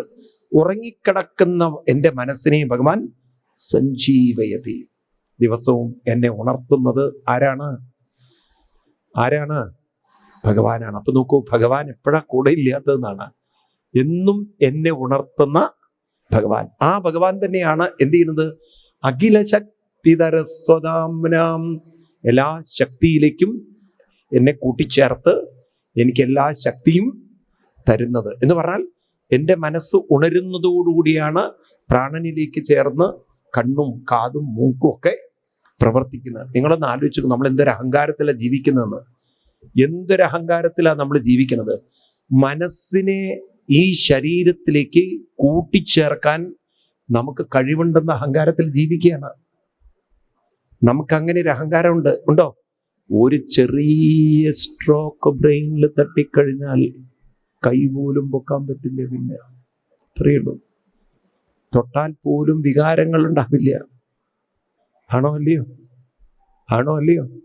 വലിയ അഹംഭാവം വെച്ചിട്ടൊക്കെ വണ്ടിയൊക്കെ റൈസ് ചെയ്ത് അപകടം ഉണ്ടാക്കിയിട്ട് കിടക്കുന്ന ആൾക്കാരില്ലേ? ഉണ്ടോ ഇല്ലയോ? മനുഷ്യന് തൻ്റെ മനസ്സിനെ പ്രാണനോട് കൂട്ടിച്ചേർത്ത് കണ്ണും കാതൊക്കെ തുറക്കാൻ പറ്റുന്നതാണോ? എന്താ ഒന്നും മിണ്ടാത്ത നിങ്ങൾ? ചെറിയൊരു നെർവ്. ഞാൻ ഇപ്പം അടുത്ത കാലത്ത് ഒരാളെ കണ്ടത്, കണ്ണിന് ഒരു ആക്സിഡന്റ് പറ്റിയതാണ് ബൈക്കിൽ. പാവത്തിന് ഇപ്പോൾ കണ്ണിന്റെ പോള തുറക്കാൻ പറ്റില്ല, വീണു പോവുക. കണ്ണെപ്പോഴും അടഞ്ഞു പോവുക. ഇപ്പോഴും അത് സർജറിയിൽ ക്ലിയർ ചെയ്യാൻ പറ്റിയിട്ടില്ല.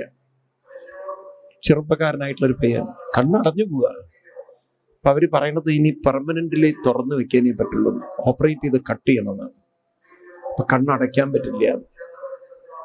ഒരു നെർവ് എവിടെയോ ഡിസ്കണക്ട് ആയി. എത്ര നെർവിന്റെ പ്രവർത്തനത്തിലാണ് കണ്ണു തുറക്കണോ കണ്ണടയണോ കണ്ണു തുറക്കണോ. അപ്പോഴാ മനസ്സിലായത്, ദൈവമേ, നമുക്കിതിന് വല്ല കഴിവുണ്ടോ? ആളുകൾ എന്താ അഹങ്കാരത്തിലാണ് ജീവിക്കുന്നത്. ഞാനാണ് കണ്ണു തുറക്കുന്നത്, ഞാനാണ് കൈപൊക്കുന്നത്, ഞാനാണ് കാല് പൊക്കുന്നത് എന്നൊക്കെ പറയുമ്പോൾ ഒരു നെർവിന് അടി കിട്ടിയാൽ കണ്ണും തുറക്കില്ല, കാതും കേൾക്കില്ല, ഒക്കെ അങ്ങോട്ട് കഴിഞ്ഞു. ഇതൊക്കെ കൂട്ടിച്ചേർത്ത് ഈ വണ്ടി ഓടിക്കുന്നത് നമ്മളല്ലല്ലോ. ഞാനെന്ന ഭാവമധു തോന്നൈക വേണമിക തോന്നുന്നതാകിലകിലം ഞാനിതെന്ന വഴി തോന്നേണമേ വരദ നാരായണ എന്ന്. എത്ര സത്യമാണ് ഈ പറയുന്നത്. ആണോ? ഇതൊക്കെയല്ലേ എഴുത്തച്ഛനൊക്കെ എഴുതി വെച്ചിരിക്കുന്നത്. ഇതൊക്കെ നമ്മുടെ ഉള്ളിൽ ഉറയ്ക്കണം. അതാണ് കുട്ടി പറയോന്ത പ്രവിശ്യ മമ വാചമിമം പ്രസുപ്തം സഞ്ജീവയത്യഖില ശക്തിധരസ്വതാംനാം അന്യാം ച ഹസ്തചരണ ശ്രവണത്വഗാദിൻ പ്രാണാൻ നമോ ഭഗവതേ പുരുഷായ തുഭ്യം. ഞാൻ എൻ്റെ ഉള്ളിൽ എന്നെ ഉണർത്തുന്ന, എൻ്റെ കൈകാലുകളെ പ്രവർത്തിപ്പിക്കുന്ന, ചലിപ്പിക്കുന്ന, പ്രാണനിലും പ്രാണനായിരിക്കുന്ന ഭഗവാനെ നമസ്കരിക്കുന്നു എന്ന് പറഞ്ഞുകൊണ്ട് ധ്രുവൻ തുടങ്ങുന്നു. പിന്നെ ധ്രുവനെ രാജാപദവിയും ഒരിക്കലും നശിക്കാത്ത ധ്രുവ നക്ഷത്ര പദവിയും കൊടുത്ത് ഭഗവാൻ അനുഗ്രഹിക്കുന്നു. ധ്രുവൻ തിരിച്ചു പോകുന്നു. അങ്ങനെ ധ്രുവനെ ആദ്യം തന്നെ സ്വീകരിക്കുന്നത് ചെറിയമ്മ, എന്താണ്, രണ്ടാനമ്മയായ അല്ലെങ്കിൽ സുരുചിയാണ്. കുട്ടി ചെന്ന് കെട്ടിപ്പിടിക്കുകയാണ്. അപ്പോഴാണ് ഈ ധ്രുവനും അമ്മയോട് അത്യന്തം ബഹുമാനം. കാരണം ഈ അമ്മ കാരണമാണ് എനിക്ക് ഈ തപസ്സെല്ലാം ചെയ്യാൻ സാധിച്ചത്. അമ്മ അന്ന് ചീത്ത പറഞ്ഞില്ലെങ്കിൽ ഇങ്ങോട്ട് പോകുന്ന ഒരു പ്രശ്നമില്ലല്ലോ. അപ്പൊ നോക്കൂ നിങ്ങൾ, പ്രതികൂലമായി വന്ന അനുഭവത്തെ അനുഗ്രഹമായി കണ്ട് ഉയർന്നവരാണ്. ഇന്ന് പ്രതികൂലമായ അനുഭവത്തിൽ കയറന്വേഷിക്കുന്ന ചെറുപ്പക്കാരികളാണ് നമ്മുടെ കുട്ടികൾ. അവരനുഗ്രഹം കാണാൻ സാധിക്കുന്നില്ല. അത് ചെറുപ്പത്തിലൊരു വിത്ത് വേണ്ടേ? ചെറുപ്പത്തിലൊരു വിത്ത് പാകി വെച്ചിരുന്നെങ്കിൽ ഒരിക്കലും ജീവിതം ഒരിക്കലും ഒരു ദുരിതമായി ഒരിക്കലും കാണില്ലായിരുന്നു. ഏതായാലും ആ ധ്രുവനെ എല്ലാവരും സ്വീകരിച്ചു. പിന്നെ ധ്രുവൻ കല്യാണം കഴിച്ചു, ഉത്തമനും കല്യാണം കഴിച്ചു. ധ്രുവൻ ഒരിക്കൽ രാജാവായിട്ടൊരു ധ്രുവനെ വ്യാഴിച്ചു. അച്ഛൻ കാട്ടിൽ പോയി, ഉത്തമൻ കാട്ടിൽ പോന്നു. ഒരു ദിവസം കാട്ടിൽ വെച്ച് ഒരു യുദ്ധത്തിൽ ഉത്തമനെ ചതിച്ച് കൊല്ലുകയാണ്. അത് കഴിഞ്ഞ് പിന്നെ ഉത്തമന്റെ ശരീരം കൊണ്ടുവരാൻ വേണ്ടിയിട്ട് അവിടുന്ന് അമ്മ പോകുന്നു. അമ്മ കാട്ടുതീയിൽപ്പെട്ട് അമ്മയും മരിക്കുന്നു. ഈ കഥകളൊക്കെ പറഞ്ഞ് പിന്നെ ധ്രുവനും കാലം കൊണ്ട് മനസ്സിലായി, എൻ്റെ മക്കൾക്ക് രാജാധികാരം ഏൽപ്പിച്ചുകൊണ്ട് ബദരീനാഥിലാണ് ധ്രുവൻ തപസ് ചെയ്യാൻ പോകുന്നത്. അവിടെ നിന്ന് ധ്യാനത്തിൽ അങ്ങനെ മുഴുകി ഭഗവാൻ പാർഷദന്മാരെ പറഞ്ഞയച്ചു എന്നാണ് കഥ. അപ്പം പറഞ്ഞു, എനിക്ക് ഈ ഉന്നതിയൊക്കെ കൈവരിക്കാൻ സാധിച്ചത് അമ്മയുടെ അനുഗ്രഹം കൊണ്ടാണ്. അപ്പം അതുകൊണ്ട് അമ്മയ്ക്കില്ലാത്ത ഒരു പദവിയും ഒരു സ്ഥാനവും എനിക്ക് വേണ്ട. കുലം പവിത്രം ജനനീ കൃതാർത്ഥ വസുന്ധര പുണ്യവതി. ആ അമ്മയെപ്പോലും തൻ്റെ ജീവിതത്തിൽ ഗുരുവായി വരിച്ചുകൊണ്ട് തനിക്ക് കിട്ടിയിരിക്കുന്ന സകല സൗഭാഗ്യത്തിനും അഭ്യുന്നതിക്കും ശ്രേയസ്സിനും അമ്മയാണ് കാരണം. അതുകൊണ്ട് അമ്മയ്ക്ക് കിട്ടാത്ത അച്ഛനെയല്ല ഓർത്തത്. കാരണം വഴികാട്ടിയായത്, വഴി തെളിയിച്ചത്, പ്രേരണ കൊടുത്തത്, പ്രചോദനം കൊടുത്തത് അമ്മയാണ്. ആ അമ്മയെ ഓർക്കുകയാണ് ധ്രുവൻ. അമ്മയ്ക്ക് കിട്ടാത്തതൊന്നും എനിക്ക് വേണ്ട. കുലം പവിത്രം ജനനീ കൃതാത്ത വസുന്ധര പുണ്യവതി, അങ്ങനെയൊക്കെയാണ് പൂർവികര് പറഞ്ഞു വച്ചിരിക്കുന്നത്. അത്ര ഒരു ധന്യമായ ജീവിതം നയിച്ച അനുഗ്രഹീതനായ ഭഗവാന്റെ പരമഭക്തനായി തീർന്ന ആ ധ്രുവന്റെ ചരിതാണ് നമ്മൾ കേട്ടത്.